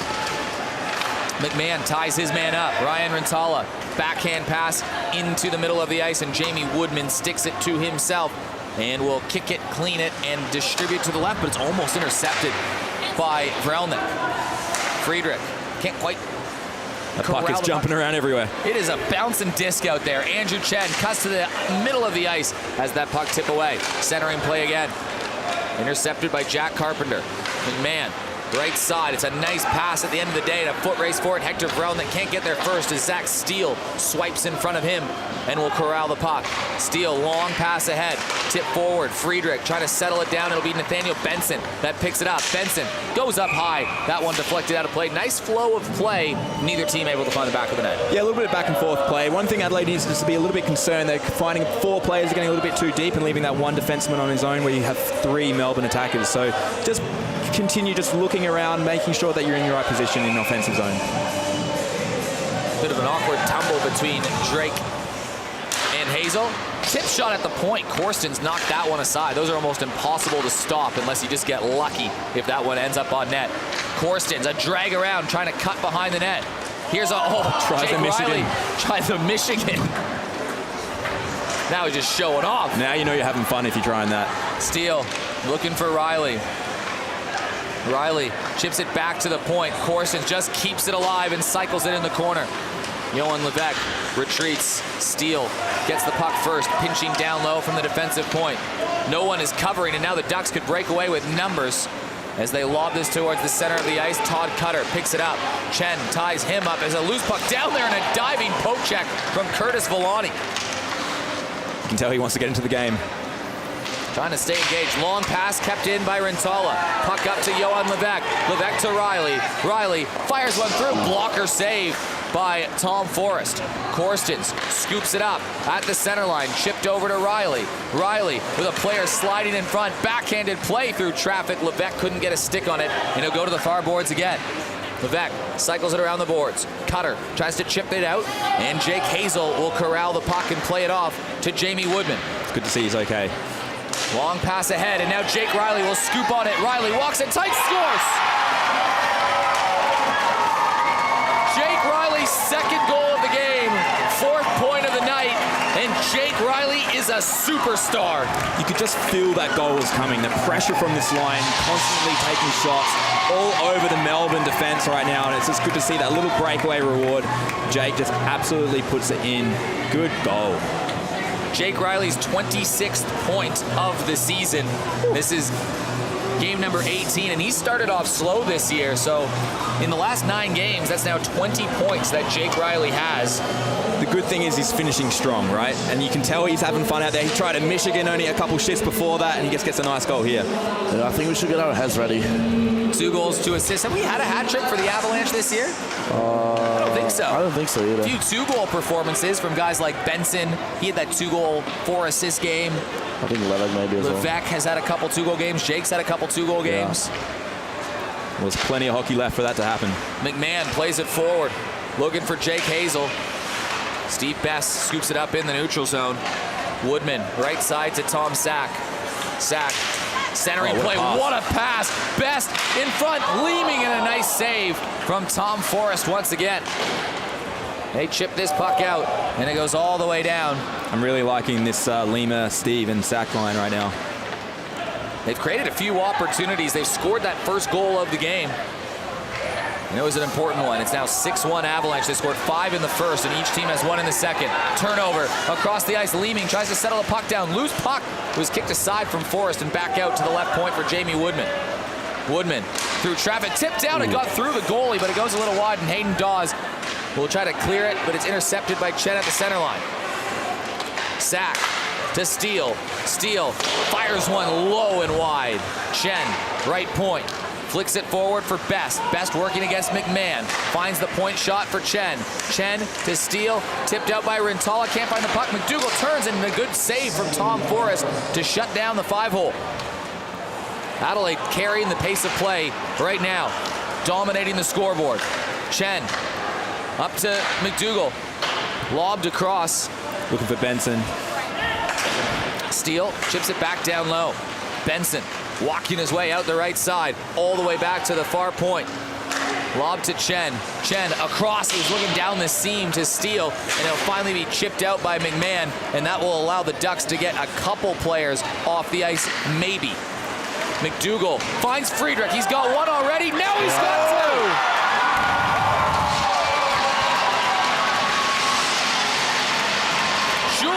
Friedrich, his second goal of the game. It's a 2-goal night for the 16-year-old who has his first PHL goals this afternoon.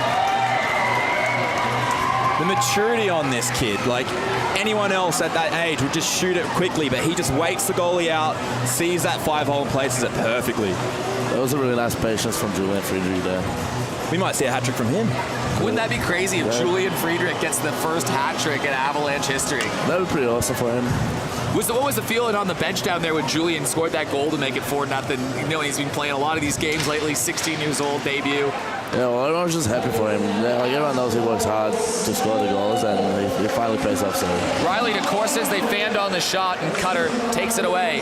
Now Vrelnik walks in, fires one wide and high, and Villani just blockers that up and out of play. Andrew Chen has an assist on the play too. Julian Friedrich had an assist yesterday. He got his second point of the season, and now he's got a multi-point night tonight. He's feeling hot, you can tell. He's moving around really well. He's just skating with the puck. He's getting into open ice, calling for it, and his teammates are seeing him really clearly, and they're making good passes to him. 7-1 game for the Adelaide Avalanche right now. It is a blowout in Adelaide. Friedrich with 2 goals, Levesque a goal, Corsons a goal, Riley with 2 goals, 2 assists. And now the Ducks have at it again, and look who is lurking around the front of the net. It's that Flo Cutter right there. Todd Cutter. He scored the last 3 goals for the Ducks, and it's 7-2.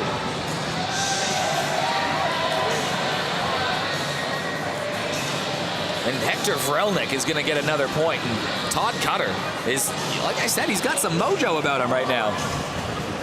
Yeah, Adelaide just unfortunately just couldn't get the puck out, and they skated a little bit too early and just left the slot open. Well, it's now a 7-2 hockey game. So still not over, but you feel like if Adelaide have a 5-goal lead heading into the third with a short bench of the Ducks. Yeah, look, it's still a great lead at the moment, but at the same time, this is good for Adelaide. We want to have that adversity of knowing that, hang on, we can't just expect that Melbourne are not going to back off here. So it's going to keep the competition high. It's going to keep the competition quite intense. We're seeing Reggie on the ice as well right now as well. Well, fellas, I'll have the update for you in the next stoppage of play of the battle for the Adelaide Avalanche inaugural season point-scoring champion. I know the boys, this is the most balanced team in the league in terms of point distribution, but always nice to have that, and you wouldn't believe it, but Nathaniel Benson and Jake Riley both with 25 points as we speak right now on the season. They're great friends, grown up playing together, play hockey together, even in the local leagues. I'm sure they have a little friendly rivalry of who has more points, Jake or Nat. I think they definitely do have some rivalry between them. Oh, you do. As players, absolutely. But you're having that friendly banter about it, but it pushes you as players, it pushes you as teammates to just be better. What do you think, Matus, you know Nate and Jake pretty well. Would they prefer to have someone win that scoring race between them or a tie? Because I feel like for a tie, they'd be like, no! I don't know, it's hard to say. Is tie worst case scenario for them? Look, if I know these boys, they don't want to tie. One of them wants the bragging rights for sure. Johan Levesque with 22 points on the season, and then a bunch of players around that 9 to 12 on the year. Tom Sack with 12 points, McDougall 11, Jamie Woodman, he's got 11 points in his 11 games that he's played for the Avs this season. Adelaide now on the power play with Ryan Rintala in the box. Adelaide is 0 for 1 on the day. Only 1 penalty is being called. 7-2 game. Both teams with 2 goals in the second period. Sack finds McDougall. McDougall. Horstens. Had Zach Steele calling for the shot in front of the net. McDougall off to the right side to Best. Back to McDougall. McDougall to Best. Best in tight. That one's blocked in front, and a nice save from Tommy Forrest on a sharpshooter in tight. Yeah, Forrest didn't really know where that one was coming from. Luckily, he's just positioned well. But yeah, good save. What was the message from the coaching staff in the locker room after the first period? It's just basically just keep playing, not to take the foot off the gas, and we had the 4-0 or 4-1 lead, and yeah, it's pretty easy to just let go if you get that big of a lead. Was there a difference in tone from Coach Sammy in the first intermission of this game compared to last game? Well, I wasn't here last game, so yeah. The whole grandstand could hear what was happening in the locker room after the first period yesterday. Yeah, I can imagine. Tom Sack chips it down low for Leeming. Leeming finds Best. Best across, and McDougall hit the side of the net. He'd want that one back. McDougall on a great feed from Steve Best. Best across again, looking for the captain. Showtime McDougall. Cycles it back down low. Leeming finds McDougall. McDougall gets the shot off. Dawes can't get it away. Now chip down low, scores! Tyler Leeming's come to the party, and it's a power play goal, and it's 8-2. Fantastic power play, moving the puck left to right, using the width of this ice, really spreading the D and the goalie. And then you got Lima just sitting there, just in the slot, getting that nice shot. How many goals has Tyler Leeming scored in this rink in that exact spot on the ice? Oh, you'd lose count, absolutely. 8-2 game. It's good to see he's get a point there, and he just, he does belong here. He's a great player. Balanced goal scoring. That's 6 different goal scorers now for the Avs this game. 2 from Riley on his 4-point night. 2 from Julian Friedrich. Rintala, left side, looking back as Jamie Woodman settles it down. Shots on goal now 34-17. Ducks have 4 shots this period. They found the back on the net on 2 of them, and they've been 2 really nice goals that Todd Cutter has scored. Adelaide had a 5-0 lead after 1. It was even Steven in the second until the last 6 or so minutes where there's been 5 goals scored between the 2 teams. Cutter just tips this out, and that is going to go for icing. Goals this period, 2 from Cutter, and then Jake Riley, Julian Friedrich, and Tyler Leeming, the goal scorers for Adelaide, who are in command of this one. Absolutely, but at the same time, as a coach, I would be telling the boys, let's not be too fancy. Let's keep the systems up. Let's keep doing what's working for us and keep getting those goals. So no Michigans? No, have some fun, but don't risk too much. Well, there doesn't seem to be too much bad blood between these teams. It doesn't feel like there's a risk of anything silly happening out there either. I think if the other players from Melbourne were here, there would be. You think so? Yeah, absolutely, absolutely. But right now, when you're this low, it's just almost not worth it. Yeah, you can't afford to lose anybody for an extended period of time. Woodman out wide, driving the net. It was a saucer pass, looking for Jake Riley. Who's going to get that first hat trick in Avalanche history, if anybody? The vet gets stick down. Riley picks it up. He was looking for Corstens in front of the net. Now the Ducks will break away 2-on-2. Drake sails it to the center of the ice. He gets cut off by Zach Steele, and Darren Corstens tries to hound the loose puck. Chen finding the man ahead as Trevor Leo picks it up on the left side. Hayden Dawes plays it in the corner, and Zach Steele will grab it behind the net. Still Forrest in the net. Are you surprised to not see Dane Davis this weekend? Because if he doesn't play this weekend, it'll be 3 weeks between games, and he's got the next game he'll start will be the Championship Series, Game 1. I think they've got such a break, right? They're going to be practicing a lot. He's going to get really used to a lot of shots on his team. So I'm not worried about that at all. Would you be scared as a goalie you lose that game feel with a big hiatus? I think he's pretty experienced, so I'm sure he'll be fine. Yeah, the guy that's played junior hockey in Canada at the highest level had a ridiculous save percentage there, and he's been the #1 goalie the last 5 weeks or so in the PHL. In his last 5 games at .240 goals against average and .936 save percentage. Wow. Stopped 44 of 46 shots versus the Avs in their last game. Probably be on Team Australia. Dane Davis is at a pretty big last half of the season in particular. I think he'll be all right too. Yeah, not bad stats. Not bad at all. If Adelaide hold a big lead later in the third, do you think they see maybe a guy like Cooper Peacock getting between the net? You never know, and it's like this is the thing. We're seeing, Reggie get some ice time. We're seeing Lima get some ice time. We're seeing like even a few others. So possibly. The only problem is Cooper Peacock's the only goalie in the league with a 1,000 save percentage. Do you want to risk that? You'd have to ask him that question. Draw comes back out towards the center line. Nathaniel Benson flicks it forward. He's got McDougall on his left. McDougall scores! Finally won for showtime, and it's 9-2. Benson takes the points lead, and Joey McDougall makes it a 7-goal advantage. Yeah, Joey finally breaks that little that streak where he hasn't been able to score against Melbourne, so it's good to see that. And he's been skating really well. He's been doing all the right things as a captain, really doing all the little things that you wouldn't really notice on the ice. But it's good to see that he got a goal and got deserved. What a shot! Almost took the bottle off. I know he wanted that one. Yeah. Although I know Joey McDougall very well, and I know that he hasn't been.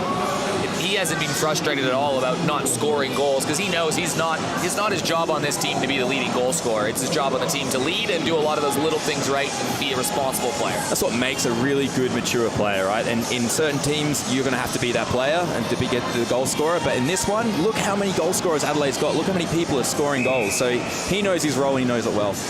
Well, now he can. I mean, he's got a couple points tonight, so he'll be up to almost a point a game this season. So he's still a good offensive contributor.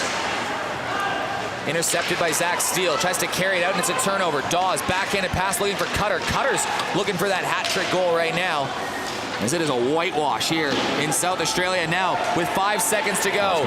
Here comes Benson. Benson off the post for the second time in the period.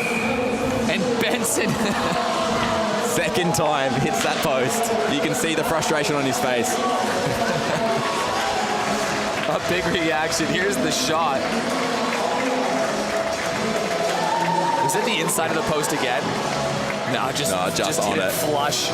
McDougall almost picked up the change, but a pretty good period from the Avalanche again. They outscored them 4-2. They have a 7-goal lead heading into the third. Now, if you're a betting man, you probably wouldn't bet on a 7-goal comeback in the third period. Yeah, what do you even say if you're in both of these coaches' rooms in the intermission? Look, you know, Melbourne did a great job. Obviously, after that rest, that first 5 minutes was fantastic by Melbourne, but they're just running out of gas, and they can't keep up with this Adelaide team that have 3 lines to keep using that onslaught of a forecheck. So, for me at Sammy, I'll just be like, let's just play the full 20 minutes, keep playing our games. Nothing to change, but for Melbourne, conserve your energy. Yeah, I think Sammy's just going to say we need to keep skating hard, playing body, just wear them out and finish off the game strong. Well, it was a 9-2 game in front of a sold-out crowd, so they're certainly sending the appreciation to that team. Adelaide might be adding to their the goal differential battle in time trying to win that one. They might be ahead of the Ducks in goal differential now with a 14-goal swing between the two of them in this one tonight. But we'll be back for the third period. Avalanche 9, Ducks 2.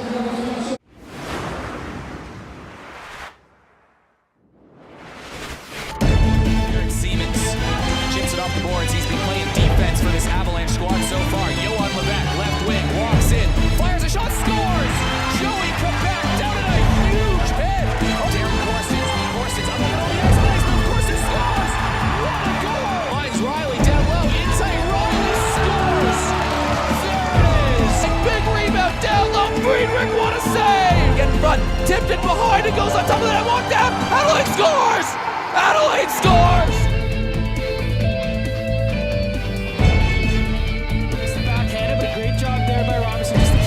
Sobchak twisting, turning into the slot, score! Speck, Sobchak in tight, great goal, Owen Sobchak! Alone. Oh my gosh, what a pass. What a pass. Takes a shot, goes around, wrap around and scores. Blues, there's Stringer save, what a close save, Nick Jones! And by the old AIHL standards, now Kuleshov in behind the defense again, cuts in, and he scores! Through the five-ball! He's done it with 3.1 seconds! Tish backpedaling beautifully. What a shot by Tish! Holy moly, what a goalie! He's still within shot, scores! Oh, hail Kale! Kale Costa! First and Robertson trying to hit Sayers, but Sayers reverse hit.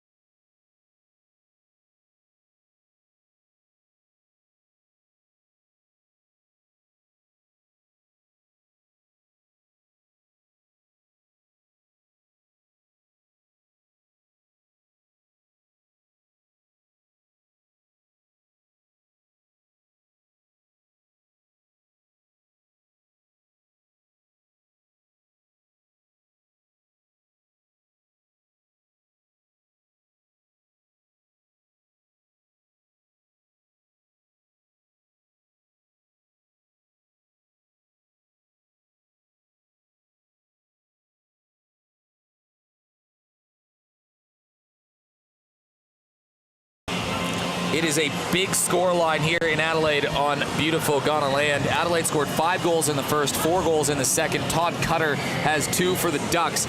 There's not much to say other than it is a 9-2 game for the Adelaide Avalanche. Things are going perfectly. Joey McDougall has a goal and 3 assists. Jake Riley has 2 goals and 2 assists. Julian Friedrich with 2 goals. Darren Korstens has a goal. Tom Sack got it started. Johan Levesque, he's scored. How about, you've got Villani in net. That's actually what he stopped 18, 19 pucks. He's got over 900 save percentage. He's playing well. It's a 9-2 game. The goaltending probably not going to be the main storyline of this. But either way, Adelaide 7 goals in front. A very comfortable lead, to say the least. Oh, very comfortable. And I think going into this third period, it's more about what can we actually take away from this to use it against Brisbane, or like start working on the systems and the strategies. It's not about like who can score the most goals. It's like, all right, now in this position, how can we start playing our play? The Ducks are battered and bruised. They've only got a handful of players. It's a war of attrition. They lost Stringer. They lost Gallagher at one point. Hayden Dawes, he's ill. He was sick all yesterday and all last night. I don't see him back on the ice. Dawes just not his normal self in terms of like actually feeling well. He's got to get feeling better, healthy before there. So the Ducks they came with like 12 players. They're down to like 8. It's a tough situation for the team. It is. And like when you're in this position as a player, and I've been there before, it's just like, come on boys, let's just have each other's back, support each other as much as we can, just get through this game. Avalanche lead 9 goals to 2. Curtis Villani heading back between the pipes. 20 minutes to go in the regular season at home. And a reminder, if Adelaide win, and I hate to make assumptions, but let's assume Adelaide hold on to this 7-goal lead versus short form. It's a healthy assumption. Then the attention goes to Brisbane and Coast, which is starting right now. The puck has just dropped in the Central Coast. Adelaide fans are hoping that game either is a Coast win or goes to overtime, because in those scenarios, Adelaide would host a prelim here on Saturday, August 6th. If Brisbane win, they get the full 3 points. Nothing Adelaide can do. This game doesn't even matter. That game goes in Brisbane. So still lots on the line and going down to the final game of the season of the inaugural PHL year. Let's go Gold Coast. Let's go Central Coast. Central Coast. Come on, Mitch. Central Coast. Matus, Trinka, you've joined us for the broadcast. This is the other voice. This is Mitch Villani, former Team Australia player. 9-2 lead. Boys would be feeling pretty comfortable. Yeah, I would say they're feeling pretty comfortable, and they were just probably trying to look fancy this period, but Sammy tried to keep them, tell them to just keep it simple and prepare for the next games. Update is Jake Hazel. He has been beat up a little bit this weekend. He had that kind of abdomen injury yesterday. He got hit hard today. He, I'm told, is okay to play if it was in the balance and they really needed the win and him out there, but because it's a 7-goal league, they've told Jake Hazel to take the equipment off. His game is done. He will be fine. He's not at risk of missing any action. They don't seem overly concerned, more just don't aggravate anything you don't want to. Yeah, and Adelaide have a great support team in regards to physios and other trainers, and they're very smart with their players, so it's just a smart move by them. They have the young Tim Benson, who's playing in his first PHL game. He's been training with the team all year, 18, 19 years old. He will be playing defense with Jamie Woodman for the rest of this game, so a pretty cool chance for him. And he's on the ice right now, and it just went off of his stick. Tim's stick to Nathaniel, his brother. Nathaniel Benson walks in over the line, earns his way out wide, tries to go up high. Nathaniel Benson sitting on 26 points. He's the points leader for the Adelaide Avalanche right now. Julian Friedrich sitting on 2 goals. He scored his first 2 goals of his career tonight. Puck sticks down for Nathaniel Benson. Benson across. He was looking for Jake Riley, but that goes off his stick. Team's battling down in the corner. Hector Vrelnik scoops it up. He finds McMahon. McMahon and Carpenter might be on the ice this entire period on defense. Centering play, scores. Jake Riley, hat-trick goal. That first hat-trick right there. Way to get it in the last game of the season. It's his first. Do we throw him, Eric? Yeah, let's throw him. It's his first one of the season. There we go. And the hats are coming on the ice. Threw my hat out there for him. They're getting put back in the crowd, too. Don't lose that one, Jake. That's a good one. Yeah, it's an expensive cowboy hat that I just threw on the ice as well. Jake Riley with a hat trick goal. It's 10-2, and it's his 5th point of the night. Jake Riley is putting an exclamation mark on a hell of a season. Do we know who got the assist out of that one? Is that Benson? I think Benson did have the assist walking in on there. So he's still the highest point scorer then if that's the case. 5-point night for Jake Riley. That's his season high. And a few hats get on the ice, and I'm sure Jake would have not loved it if Julian Friedrich got the hat trick before him. He would have loved it. He would have loved it. He would have loved it. It would have been like there. So there's Jake Hazel. Jake, what's the deal with Jake Hazel? Just being shut down for the rest of the game, just not wanting to re-aggravate any injury? Yeah, just my hip flexors a bit inflamed. Inflamed hip flexors, but you'll be okay for the preliminary final wherever that is played next week. I don't think Jake Hazel's missing that for the world. Puck down in front, and it's Hayden Dawes. He's back out on the ice, but again, Dawes he's been sick for most of the weekend. This is his 4th game in a row versus the Adelaide Avalanche. He has not scored in any of those games.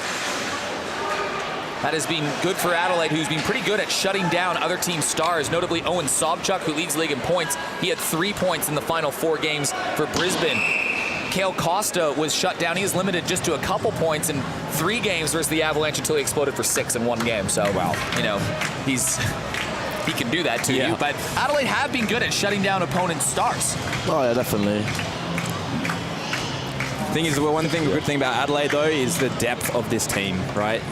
Every line is contributing in this game, and that's what really hard when you've got an all-star on another opposing team. It's hard to continue to face any line on this Adelaide team. 10 goals for the Avalanche. I think that's the first PHL scoreline that's reached double digits, and it's a league that's had most of their games be decided in the late stages, so this is certainly an anomaly to the league, but Adelaide, I'm sure, very happy with that. Well, it's great to see Tim Benson getting involved in the play and just being really calm and making smart plays. That's Tim Benson right now on the angle. It's Darren Corstens exploding up the ice, working down the left wing. Corstens cuts towards the middle of the ice, and he'll curl his way all the way back. Corstens between 2 players. That's sticked out. Ducks will try to go the other way, and it's a 2-on-1 developing. Here is Hector Vrelnik. Vrelnik finds Dawes, scores! It took him 4 games and in the 3rd period to finally put one past Curtis Villani, but now he's scored on every goalie in the league, and it's his league-leading 24th goal of the season. Wow. Look, a little bit of a poor turnover by Adelaide there. I think Corstens just did a little bit too much with that puck, trying to just skate through some players where it could have just been a pass, an outlet pass down in the corner. But Melbourne capitalized very well on a 2-on-1 play there. 2-on-1 with Hayden Dawes doing a one-timer going down. Who are you betting on? Yeah, Dawes every time. So they score their 3rd goal. All of them have been kind of A-grade scoring opportunities. A great shot from Todd Cutter, a nice bank shot in front of the net, and now a 2-on-1. That has beat Villani, who's made a few really good saves tonight in net. This is his 6th game. If the score holds, he will be 3-3 in the regular season. Not bad for a 3rd goalie call-up, eh? Yeah, well, 3-2-1 because 1 was in overtime, so he potentially could be responsible for 10 of Adelaide's 31 points that they are on the verge of having this season. Yeah, he should be very happy with himself and his performance, particularly in this 1st period. There was a couple of great chances by Melbourne which could have turned this game around, and he shut them down and it gave Adelaide the chance to take the lead.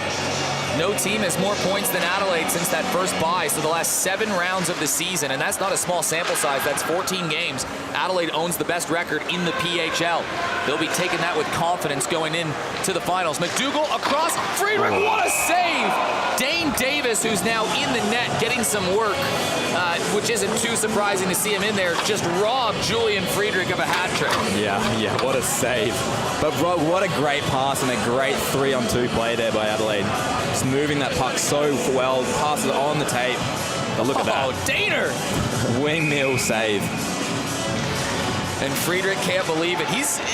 When you score that first goal, that confidence seems to come up. Dane Davis, one of the top goalies in the competition. But when you score your first goal, can you remember your first goals that you were scoring in the AIHL? Like first goal, first shift. I remember. Did you really? Yeah, being. Are you serious? Yeah. It was like I only got a shift in the 3rd period, and I got into the front of the slot. Just happened to hit my tape, and I just put it through the goalie's legs. I'm sure confidence grows when you know you can score at this level. Oh yeah, absolutely. And you want to contribute as a player, not just in points, but in every part of the game. And that's what Friedrich's doing right now. I'm really impressed by his play. 10 goals to 3, each team with 1 goal in this period. Adelaide had a 5-0 first period lead as Nathaniel Benson picks up the puck on the wing. He'll drive towards the front of the net. Benson trying to shimmy this down, and Dane Davis scoops that one up. Adelaide will be hoping they'll be seeing more of Dane Davis.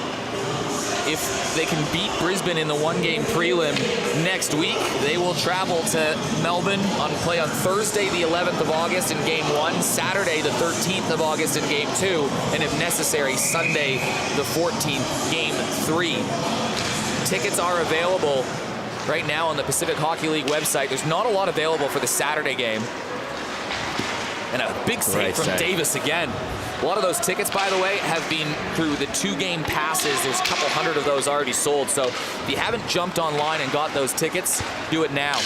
In front of the net, Jake Riley fans on the shot. That goes all the way back to the point, and the Ducks will try to carry it out, but it's kept in by Adelaide, and Carpenter will play this back, and it'll be played down by Cutter, and it'll bobble all the way down. And if you're a fan of Brisbane or Adelaide and you're thinking, oh no, I want to get tickets, don't know what to do. Well, tickets are held for opposition supporters to purchase when you know your team is playing in the grand final. So in Adelaide's case, all the sponsors and all the season ticket holders will get an email with a secret access code to access tickets if your team makes it to the grand final. So you don't have to go ahead and book your flights until you know the team is in there. That is okay. The PHL is looking after you in this historic best-of-3 series. This game is just a formality right now. The 7-goal lead with 8 minutes to go and a big hit in front of the net. Team's just trying to pad the points. Can Nathaniel Benson stay ahead of Jake Riley? Benson with 27 points, Riley with 26. Riley looking for one right here. Dregs, fires, tries to go low side. Nice shot. He's got 3 goals and 2 assists tonight. Leo in the corner. Looking for Hector Vrelnik. This one chipped off the other side. And it's going to be carried out. And now players tussling on the left side. This isn't stuff that you love to see for either team in a game that is a formality. But a couple players are down. It's a bit of frustration building up from Melbourne with this pressure from Jake in this line. So, you know, good on them. I like the fact that they're still going 100% at this Melbourne team. One of the things that Adelaide did say before the game is we have to be disciplined. They gave Melbourne 6 power play opportunities, and it's the most dangerous team in the league yesterday. As you get a look at the hit here is Riley on Leo in the back. Could have been a bit of a penalty there by Jake. I think it will be, won't it? Or maybe not. But Adelaide has not taken a penalty until I think maybe now. There's Beth Beauchamp. She's off to World Championships coming up in a couple weeks. One of the best linesman referees in the country that SA's lucky enough to have here. Oh, her skill set as a linesperson and how much she's developed over the past couple of years has been very impressive. So it's really good to have her here in SA. Do players and coaches appreciate someone who can clearly works hard at her craft like Beth, just knowing that, yeah, people are going to make mistakes, but as long as you're trying to get better? Absolutely. And when you see, as a coach, when you know who's lining or who's reffing, straight away you have this confidence of going, okay, this is going to be a good game, good cold game. But when you see someone who isn't, you're like, oh, this may go the wrong way that we don't want it to go. So when you see Beth have the stripes out there, how are you feeling? Oh, so confident. Know the calls are going to be great. You get the word from her, she's just a great communicator, right? Well, I think so, yeah. You're just hanging out in yeah. You're just in pipes, bud. You're just trying not to... They just come up to me, they say, great save, take the pocket, and that's it. Matus is just trying not to take a penalty himself in that. Yeah. Keep those sticks kept in there, Matus. Don't know what's going on here at the moment. I think they're just discussing who gets the penalties and stuff. So out of the game so far, Eric, who are you most impressed by? I mean, it's been a pretty big team effort. It's hard to look past Jake Riley, who's kind of complementing this huge second half. He's going to be over 2 points a game in the second half of the season with now, I've lost count, I think it's 23 points in his last 9 games. That's a huge effort for Jake Riley. Joey McDougall, you know, he's got a goal and 3 assists in a game that you absolutely need your captain to be one of your best players because Adelaide had to win it, and he's done that. And Julian Friedrich, a couple of goals. It's been nice to see those guys, but I've been impressed with Andrew Chen all weekend long. Last night he had a really, really good game. Today he's playing a I think Andrew Chen as a player in general has really stepped up and become a much more complete player.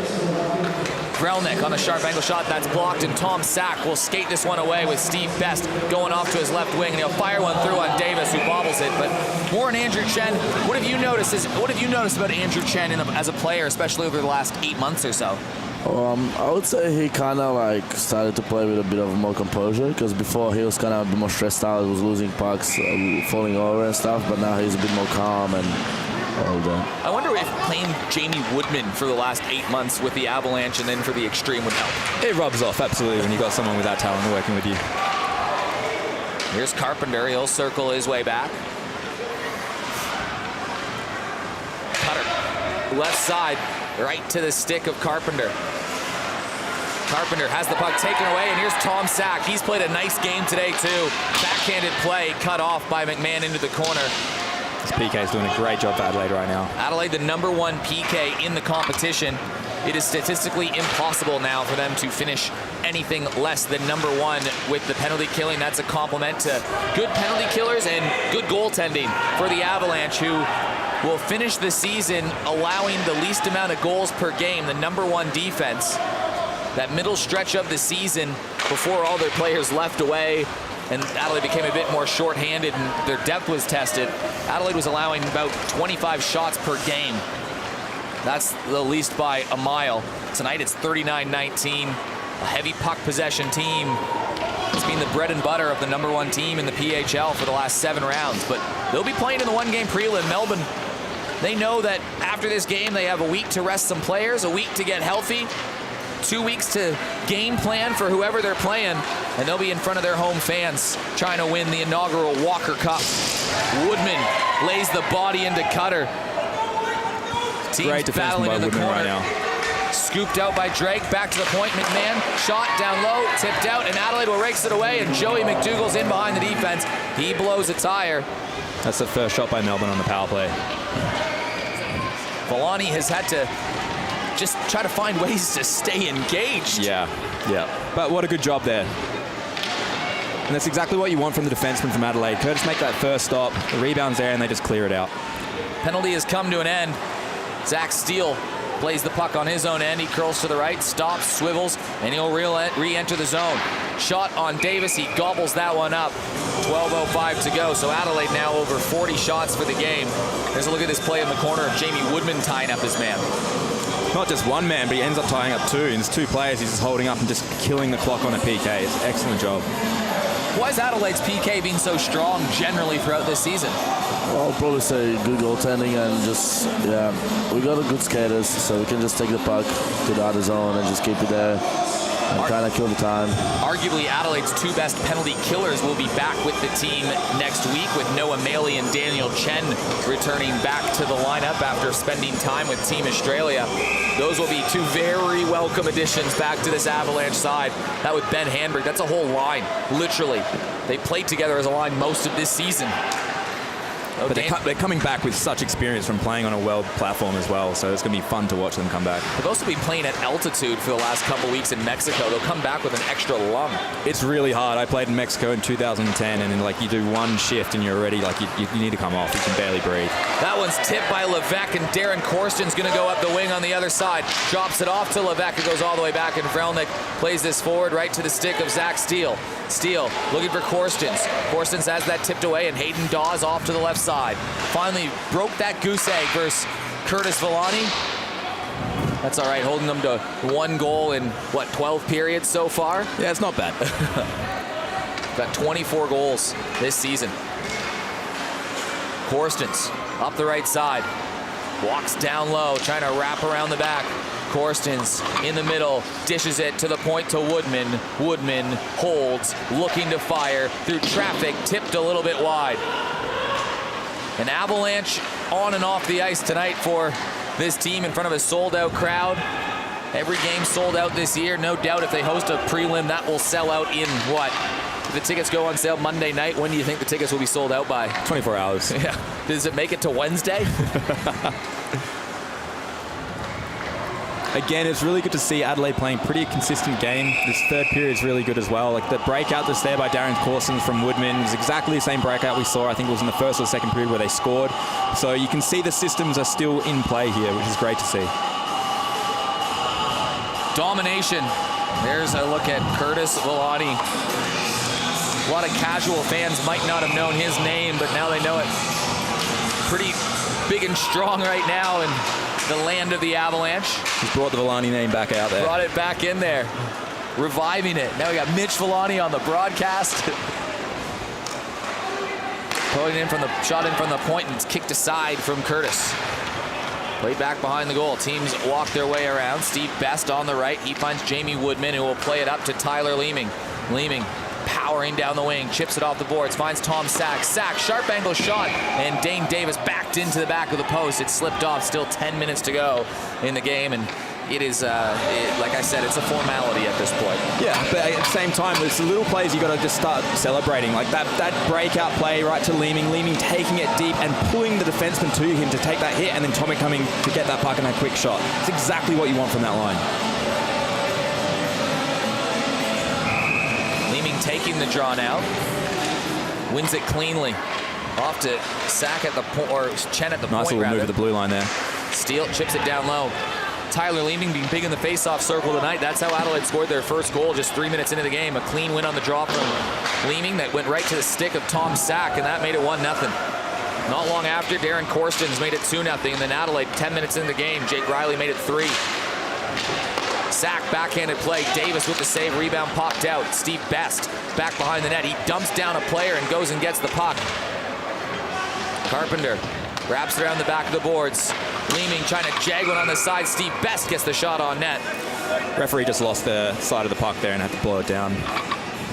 You knew it was going to be an Adelaide day then when Julian Friedrich scored on a nice setup from Joey McDougall. That was with 7 minutes to go in the first period, and then with 2 minutes left, Johan Levesque scored his team-leading goal again. He made it 5-0 after one. Cutter scored early in the second to make it 5-1, but then Jake Riley, Julian Friedrich moments later make it 7-1. Todd Cutter made it 7-2 just after that, and then Tyler Leeming, Joey McDougall, Jake Riley, and now Hayden Dawes have rounded out the scoring. 13 goals today, 10 of them for Adelaide. It has been a lot. Look, this is a great game for Adelaide to take away moving into the prelims. Right? This is something that everyone's starting to contribute with points, builds that confidence moving into really important games moving forward.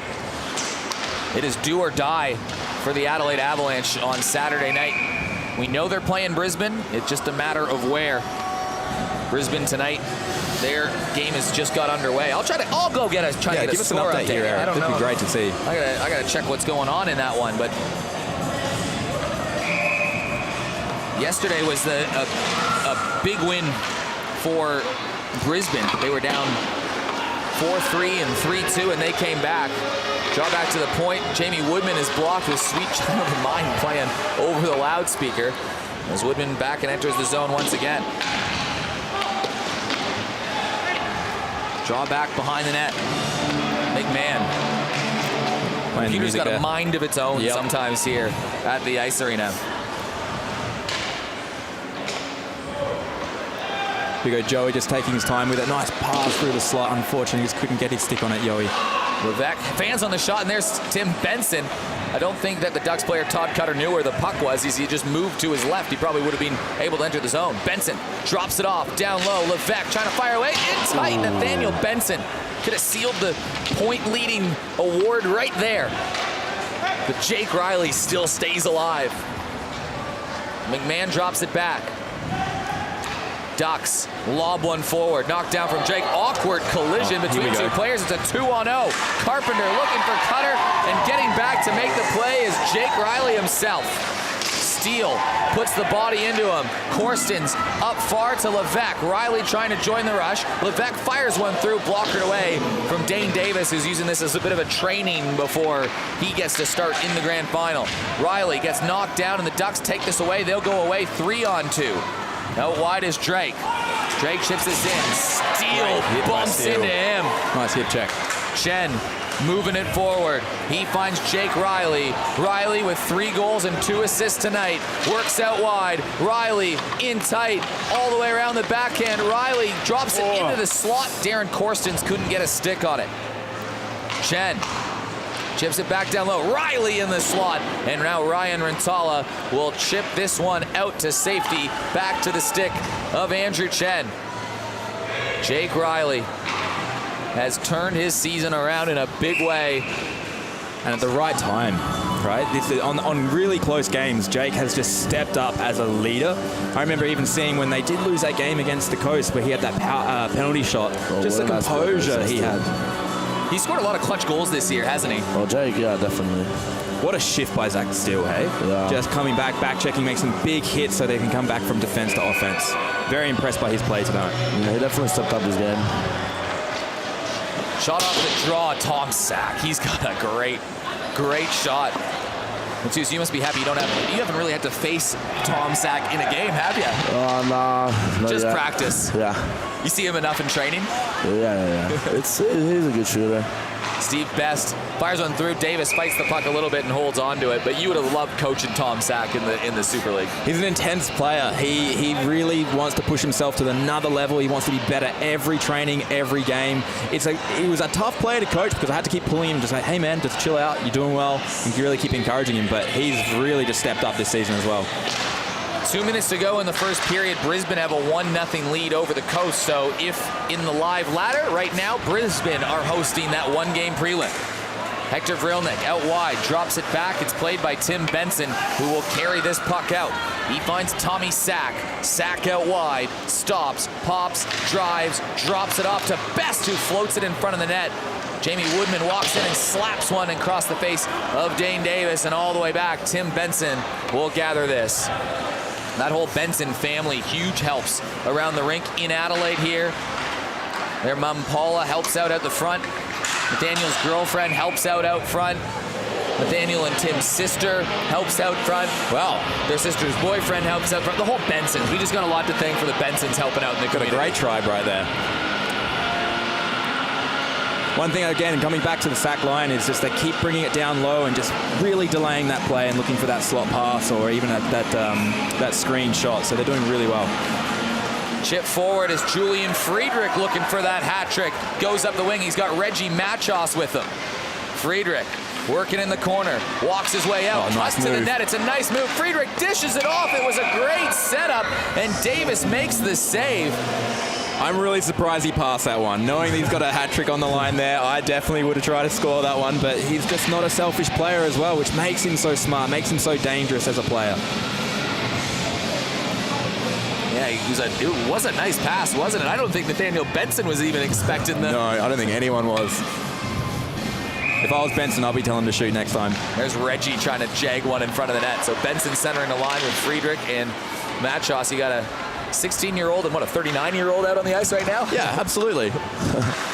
Chen has his tip off. Benson sticking in behind the goal.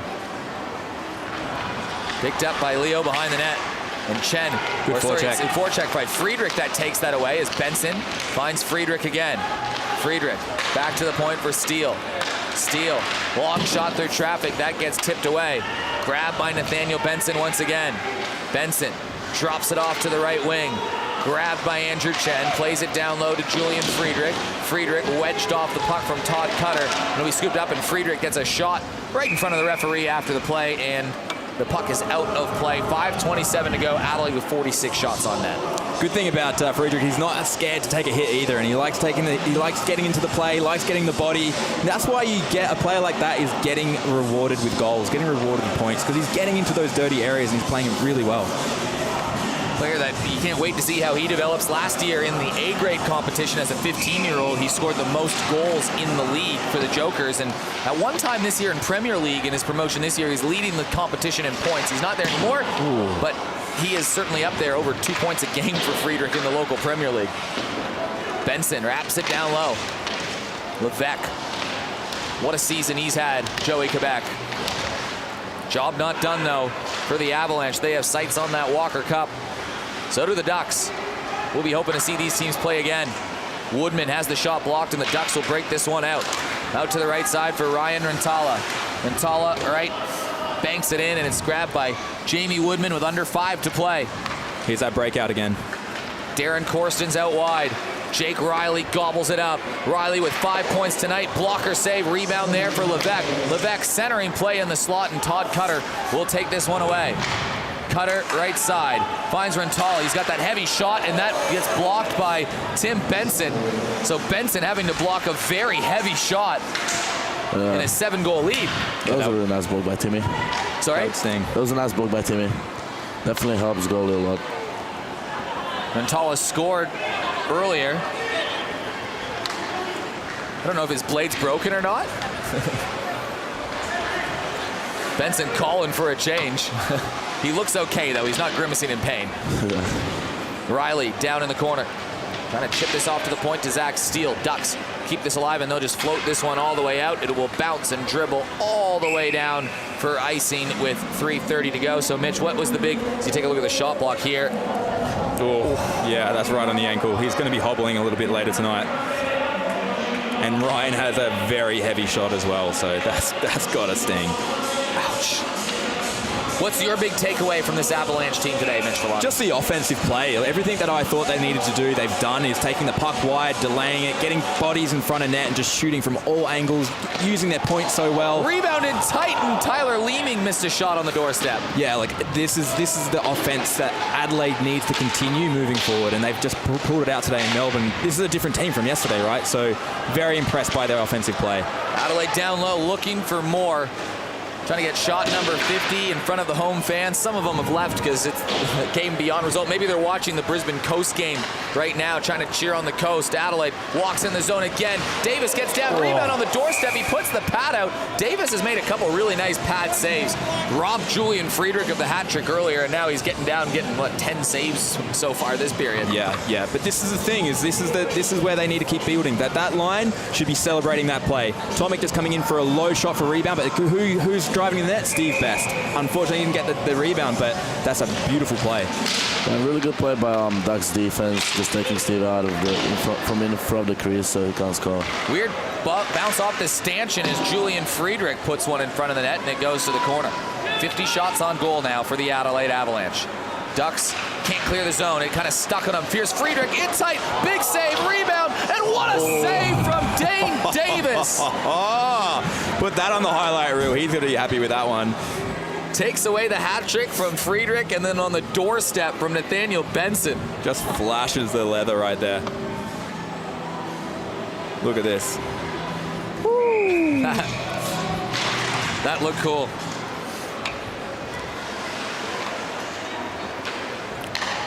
Draw back at the point as the Ducks will carry this one out. Dawes plays it forward, tipped away and grabbed by Benson. Looking for Joey McDougall. McDougall enters the zone, swivels around, gets tied up by himself, and Hayden Dawes will take this one away. Joey McDougall's come back a very reinvigorated player after a little trip in Canada. Here's Benson walking in, looking for Friedrich. Friedrich on that hat trick has the puck taken away at the last second. They're looking for him. They're looking for him. Pull the goalie, Ducks. 50 shots to 21, Adelaide. This is an impressive offensive play. Remember at one time it was like 14 shots to 10 for the Ducks. Yeah. Adelaide walks in. Here's Friedrich again. Friedrich fires one on net. Friedrich is getting double shifted, it feels like, out there. They're just saying, kid, he's not eligible for... Oh, no, he is eligible for the finals. He's played 10 games. He'll probably be playing the finals, Julian Friedrich. What am I talking about? Look, he's doing nothing wrong out on the ice, and we'd be very happy if I was Sammy, and definitely I'd be double shifting him. It's like, mate, you've earned it. Let's see what you can do with these next couple of minutes. Corstens will take the draw. Back to the Mo line. Yeah, they've been the best line for Adelaide in the last half of the season. Ducks try to get this out, and it's, again, Tim Benson driving to keep that puck alive.